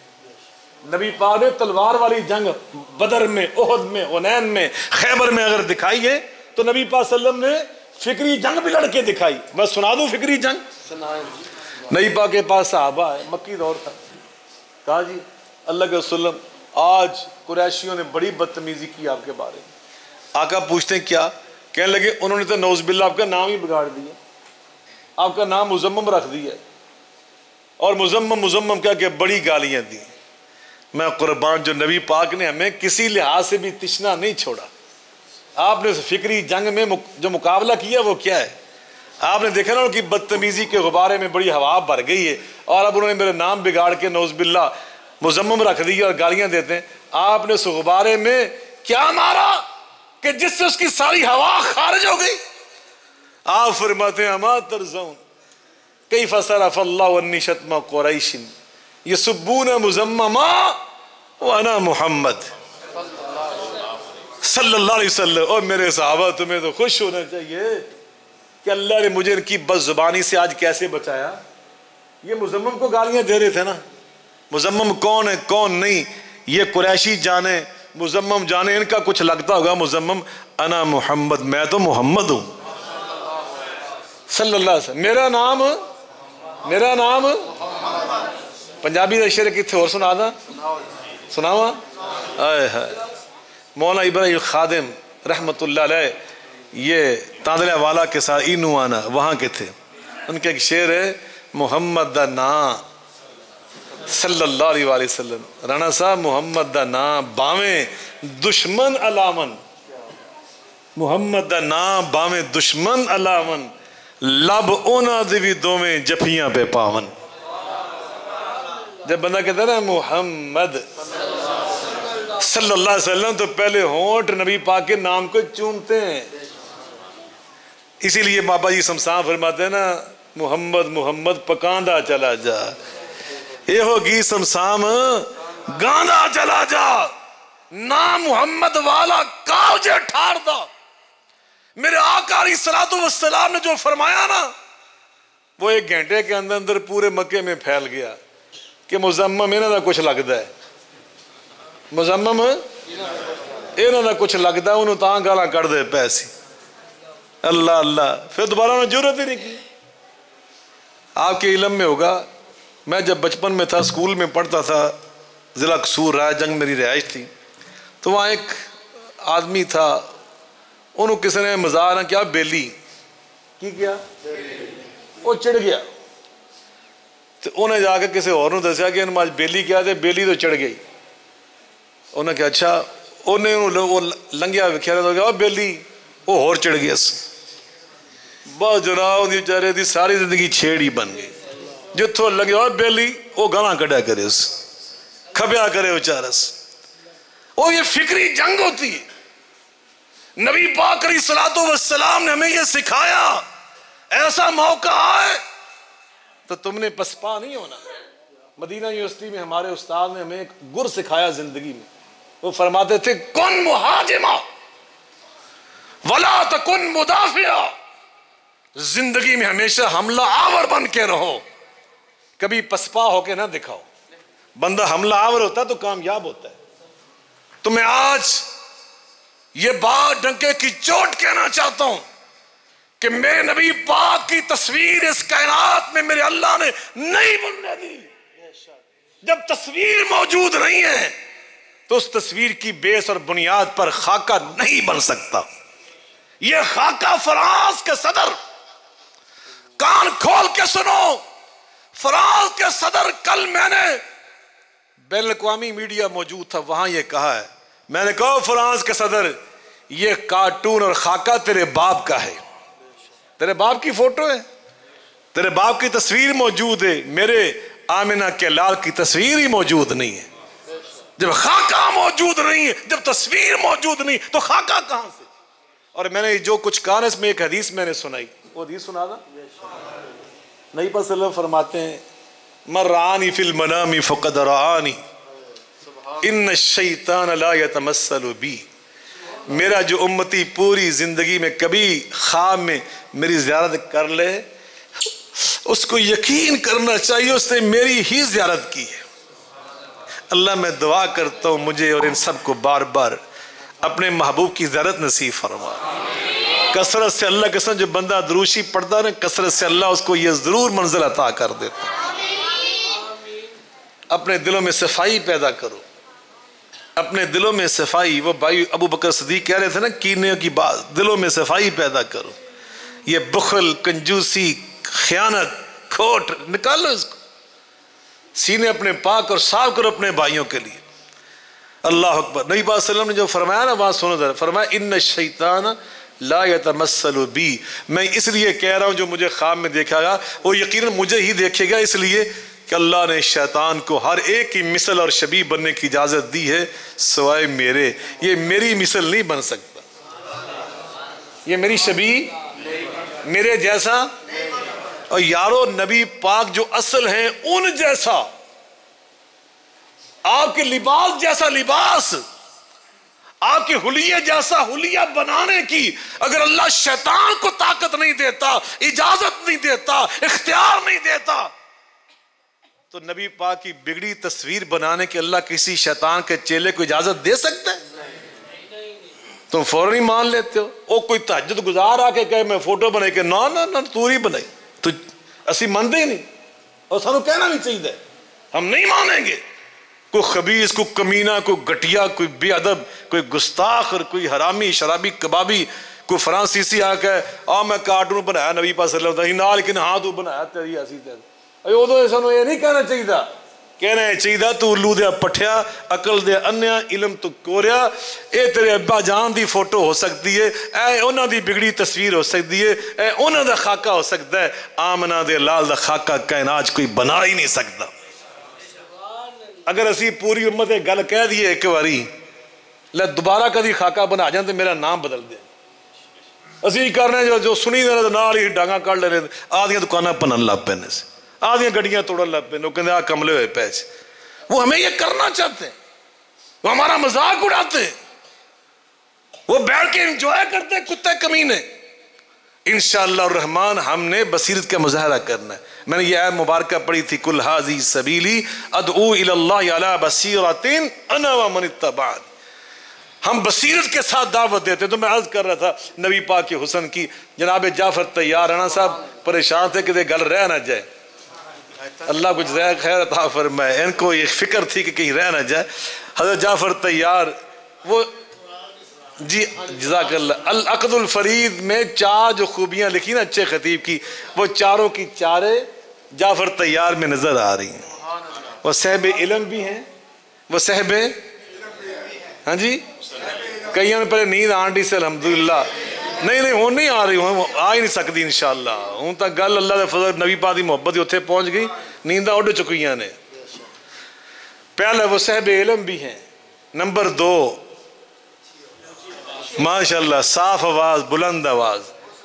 تیسری شخصیت, قد کاٹ, شکل و صورت, باوقار, وجی. اور چوتھا کیا تھا, مجمع شناس. آئے نا وہ عیسائی تھے سارے بیٹھے, نجاشی بھی اس وقت عیسائی تھا, وزیر سارے عیسائی تھے. تو اس آخر میں اس نے جب آگے بات کی نا, کہا کہ وہ جو قرآن تمہارے اوپر نازل ہوا ہے تم کہتے ہو وہ تو ذرا سناؤ. اب مجمع شناسی ہے نا, آپ نے کہاں سے قرآن پڑھا؟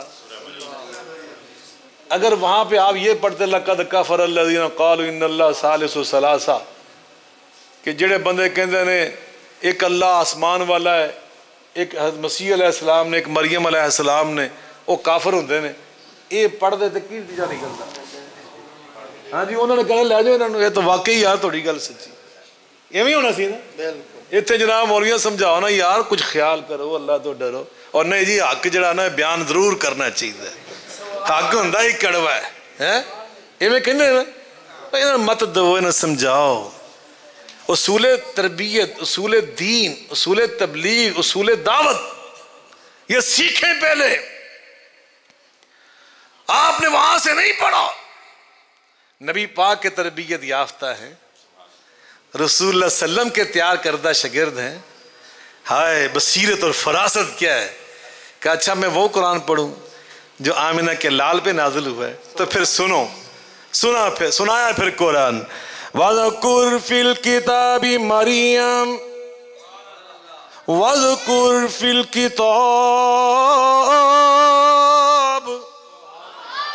واذکر فی الکتاب مریم اذ انتبذت من اہلها مکانا شرقیا فاتخذت من دونهم حجابا فأرسلنا إليها روحنا فتمثل لها بشرا سويا قالت إني أعوذ بالرحمن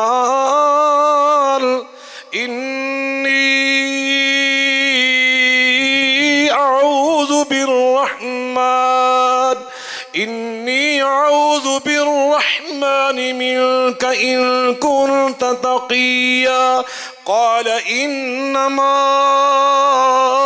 أنا رسول ربك لأهب لك غلاما زكيا قالت أنى يكون لي غلام ولم يمسسني بشر ولم أك بغيا قال كذلك قال ربك هو علي هين ولنجعله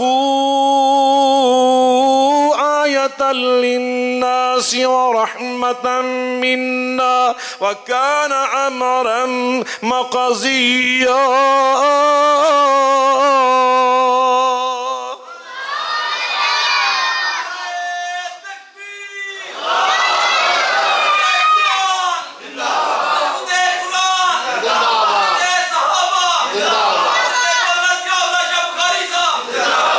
میں شارٹ کٹ کرتا ہوں آخری آیات فَأَتَتْ بِهِ قَوْمَهَا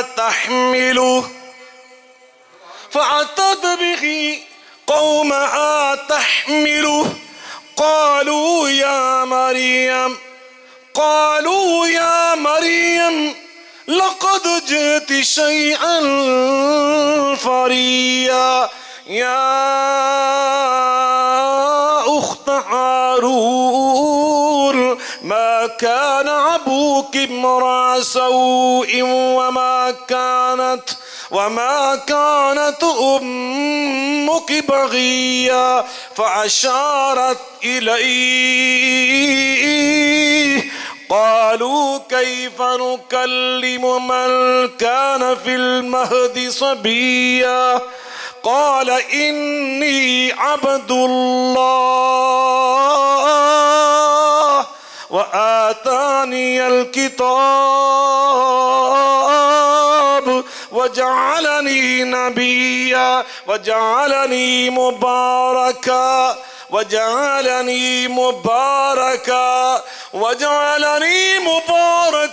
أينما كنت وأوصاني بالصلاة والزكاة ما دمت حيا وبرا بوالدتي ولم يجعلني جبارا شقيا والسلام علي يوم ولدت ويوم أموت ويوم أبعث حيا ذلك عيسى ابن مريم قول الحق الذي فيه يمترون.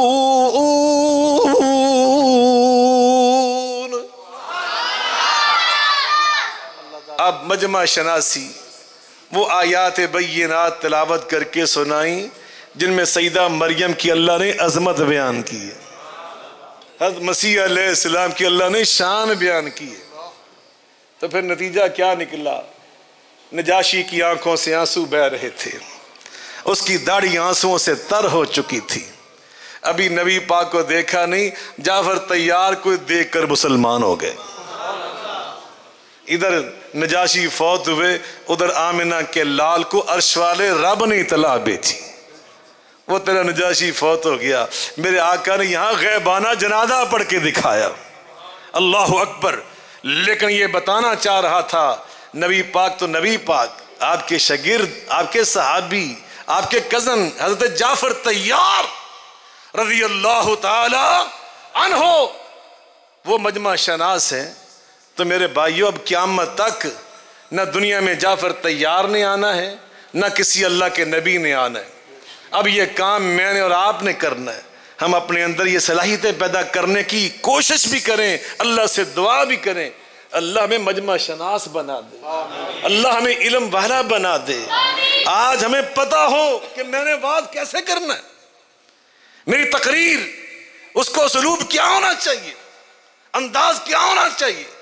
سامنے جو لوگ بیٹھے ہیں ان کے سینے، ان کے دل میں کچل نہ ڈالوں، میں ان کے جذبات کو مجروح نہ کر دوں۔ نبی پاک نے فرمایا معاذ یمن جا رہے ہو مبلغ بن کر، وہاں تبلیغ کیسے کرنی ہے؟ یسروا ولا تعسروا، بشروا ولا تنفروا، لوگوں کے سامنے دین اس انداز سے پیش کرنا کہ سننے والوں کو یوں محسوس ہو اسلام مشکل نہیں ہے، اسلام بڑا آسان ہے۔ کیوں جی ایویں جی؟ اسلام تو بڑا آسان ہے۔ اور اگلی بات سنادا کریں دو، بشروا ولا تنفروا۔ دوسری بات یہ آپ نے فرمائی جب تقریر کرو تو اس طرح کرنا کہ سننے والوں کے دل خوش ہو جائے، دل خوش ہو جائے۔ ان عقیدہ خیال کرو، الحق مر ولو کان ضرا، حق تو ہوتا ہی کڑوا جی، اور تمہاری زبانیں کڑوی ہیں علم کی کمزوری کی وجہ سے، تھوڑی تقریر نہیں پھبدی جنی دیر تک یہ گلا نہ کرو۔ اللہ ہماری تقریر قرآن سے پھبا دے۔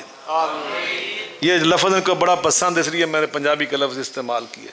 ان کی تقریر مزین ہو جائے ان چیزوں۔ نبی پاک نے پتہ کیا فرمایا؟ آپ فرماتے ہیں الرفق لا یکون فی شیء الا زانہ، تقریر مزین اور خوبصورت ہوتی ہے جب اس میں نرمی ہوتی ہے، جس میں اخلاق ہوتا ہے، رفق ہوتا ہے، نرمی، مٹھاس، نرم الفاظ، انداز ہونا چاہیے پرجوش خطابت کا، لیکن الفاظ میٹھے ہونے چاہیے۔ واز دا تقریر کا ہوئے مریاں دا تے لفظ سخت ہون، ایک کتھوں دی واز، کوئی واز نبی پاک کی اسلوب کی نہیں ہے۔ تو توجہ فرمایا نبی پاک صلی اللہ علیہ وسلم نے ہمیں کیا سکھایا، یہ نبی پاک کی سنت ہے، بشروا ولا تنفروا، یہ آپ کی تعلیم ہے۔ جب تقریر کرو تو سننے والے خوش ہو جائیں، ان کے دلوں میں اسلام کی نفرت نہ پیدا ہو، اسلام کی نفرت۔ مکہ فتح ہو گیا نا، تو نبی پاک صلی اللہ علیہ وسلم اماں جی عائشہ صدیقہ رضی اللہ تعالیٰ عنہ سے فرماتے ہیں عائشہ میرا دل پتہ کیا چاہ رہا ہے، میں بیت اللہ شریف کی جو بلڈنگ ہے اس کو شہید کر دوں، جو ہم اصطلاح کرتے ہیں ادب کی، اور میں دوبارہ اتنی ہی بلڈنگ بناؤں جتنی میرے دادا جان ابراہیم علیہ السلام نے بنائی تھی۔ تو انہیں پتہ نہیں ایسے گل تھا، اس وقت یہ پوری جو حتیم ہے نا آگے ایسے، یہ بھی ساری اس کے اوپر چھت تھی، سیلاب آیا، بلڈنگ کو نقصان پہنچا، دوبارہ جب اس کی چھت ڈالی گئی نا تو قریشی سرداروں نے مشرک ہونے کے باوجود یہ خیال کیا کہ بھئی حلال حلال چندہ دینا، حرام پیسے کا چندہ نہ دینا، یہ اللہ کا گھر بننا ہے۔ اب وہ حلال پیسے تھوڑے تھے، آدھی چھت ڈالی جا سکی، آدھی اسی طرح رہ گئی، ایسے انہوں نے دیوار کھڑی کر دی۔ میرے استاذ نے ایک بڑی پیاری بات مجھے کہی، میں آپ کے ساتھ شیئر کرنا چاہتا ہوں۔ وہ فرماتے ہیں بیٹا میں نے دعائیں مانگی یا اللہ کبھی مجھے بیت اللہ اندر سے دکھا دے، تو پھر مجھے اللہ نے ایک موقع دیا۔ شاہ فہد رحمۃ اللہ علیہ کے دور میں میں ایک دفعہ سرکاری سفر میں تھا، تو انہوں نے ہمارے لیے، ہم 40 علماء تھے پورے پاکستان پوری دنیا سے، تو اس میں الحمدللہ میں بھی ایک طالب علم تھا، ادر یونیورسٹی کے شیخ تھے، شیخ الازہر، اس طرح لوگ تھے۔ تو اللہ پاک نے، میں جب طواف کر رہا تھا نا تو میں حجر اسود کے پاس سے گزرا، میں نے کہا یا اللہ آج کھول دے میں بیت اللہ اندر سے دیکھ لوں، تو اللہ پاک نے میری دعا اسی وقت قبول فرمائی۔ میں چکر لگا کے آیا تو سیڑھی لگ چکی تھی، اور اس وفد میں بڑے بڑے لوگ تھے، رانا صاحب، لیکن اللہ نے میرے اوپر، وہ شاید دعا کی برکت تھی، جو بندہ چھوٹی عمر چ ہوندا نا تو دعاواں زیادہ قبول ہوندیاں، جویں جو بندہ وڈا ہوئے گناہ ودتے جاندے تو دعاواں گھٹدیاں جاندیاں، سچی گل۔ تو خیر اور سارے وفد میں سب سے پہلے اللہ پاک نے بیت اللہ کے اندر جانے کا اس وفد میں مجھے موقع عطا کیا۔ تو بہرکیف میرے استاد جی میں نے بات سنائی تو کہنے لگے بیٹا یہ جو حتیم ہے نا آگے، یہ بیت اللہ ہے، یہ اللہ نے قیامت تک غریباں واسطے کھول دیتا ہے۔ جڑے شاہ فائد دعوت نہیں نہ آندے وہ تھے اللہ کی دعوت آ کے تھے نمازاں پڑھ دینے، یہ بیت اللہ ہے نا اس کا حصہ ہے۔ تو نبی پاک صلی اللہ علیہ وسلم نے فرمایا عائشہ صدیقہ میرا دل کرتا رضی اللہ عنہا کہ اب تو فتح مکہ ہو چکا ہے، مکہ میرے پاس ہے، بیت اللہ میرے پاس ہے، تو میں اس کی ساری چھت ڈال دوں، ساری چھت ڈال دو۔ لیکن میں اس لیے نہیں کرنا چاہتا، دل میں میرے ہے، خواہش میرے ہے، لیکن میں اس لیے نہیں کرتا۔ اگر میں نے یہ موجودہ بلڈنگ گرائی نا تو اس کو بنانے والے ابھی بہت سارے سردار ابھی نئے نئے مسلمان وہ زندہ ہیں، جنہوں نے پتھر خود اپنے کندھوں پہ اٹھا کے اس میں شامل کیے، پیسے دیے، وہ بھی موجود ہیں۔ ان کے دل ٹوٹ جائیں گے، دل میں اسلام کے خلاف بغض پیدا ہو جائے گا کہ اسلام والوں نے ہمارا بنایا بیت اللہ شہید کر دیا۔ تو میں اس سے ان کو بچانا چاہتا ہوں کہ یہ اللہ کے دین سے دور نہ ہو جائیں، یہ دین سے متنفر نہ ہو جائیں، یہ دین سے بیزار نہ ہو جائیں۔ معلوم ہوا کہ بعض اوقات نبی کا کام تو جائز ہی جائز، دین تھا، بیت اللہ کی تعمیر تھی اور ابراہیم علیہ السلام کے راستے پہ تھی۔ اب مجھے آپ ایمان سے بتلائیں ہمیں کیا سبق ملا؟ نماز ٹھک کے نماز پڑھنی جائز ہے تے ننگے سری نماز پڑھنی بولو نا، ساڑھے والے دسنے ایویں ہی ہے نا، ننگے سر نماز پڑھو تا بھی جائز ہے تے سر ٹام کے پڑھ لو ہیں تے جے ٹام کے پڑھن نال دوجے سارے مطمئن ہو جان تے خوش ہو جان کہ یار ویکھو یہ سر ٹام کے نماز پڑھ دے پے تو کوئی عیب دی گل تو نہیں لگی ہیں۔ تو ہمیں وہ کام کرنے کی کوشش کرنی چاہیے جو رسول اللہ کی سنت بھی ہوں اور دوسروں کے لیے زیادہ قابل قبول بھی ہوں۔ یہاں آخری بات سنا کے اجازت چاہ رہا ہوں، جو اللہ کے دین کا مبلغ ہوتا ہے نا، وہ اپنے جو مخالف ہوتے ہیں نا ان کے ساتھ اور اپنے ساتھ موازنہ کرتا ہے ہر چیز کا کہ میرا اور ان کا فرق کتنا ہے۔ 100 چیزیں ہیں نا، ان میں ایک چیز کا اتفاق ہے اور 99 چیزوں کا مل کے بول لیں اختلاف، تو وہ ان 100 میں سے جو ایک کے ساتھ اتفاق ہے نا اس کو اجاگر کرتا ہے، وہ اس کو بلند کرتا ہے، اس کو اور مشہور کرتا ہے کہ الحمدللہ میرا اور آپ کا ایک قدر مشترک موجود ہے، 2 چیزیں کٹھی ہیں، 3 کٹھی ہیں۔ یہ اللہ کے دین کے جو سچے دائی ہوتے ہیں وہ ان کا طریقہ کار ہی ہوتا ہے۔ نبی پاک نے قرآن میں نہیں فرمایا قل یا اہل الکتاب تعالوا الی کلمۃ سواء بیننا و بینکم، وہ اہل کتاب بھئی تمہارا اور ہمارا یہ چیز تو ایک مشترکہ ہے نا کہ تم بھی اللہ کو مانتے ہو ہم بھی اللہ کو مانتے ہیں۔ یہ انداز ہوتا ہے۔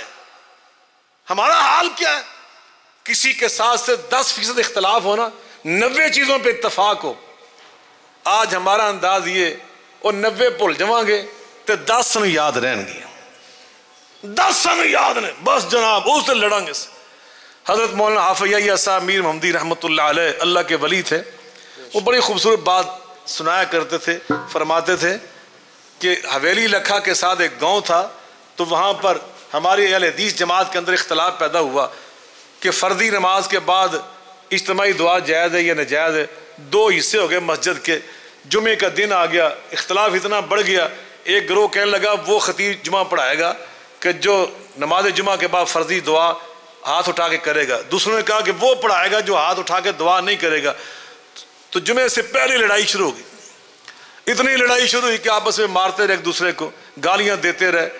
تو پڑوسی خواتین نے دیکھا کہ مسجد کے اندر سے آج کیا آواز آ رہی ہے، تو انہیں چھت کے اوپر آ کے دیکھا ادھر ادھر والیوں نے، تو دیکھا آپس میں لڑ رہے ہیں، خون خرابہ ہو رہا ہے، گالیاں دے رہے ہیں۔ تو انہوں نے گلی کے دوسری طرف خواتین نے شور مچایا، اور بے نمازیوں بھج کے مسیح آؤ تھے، نمازی لڑ لڑ مرے پیج، انہوں نے چھڑاؤ آگے۔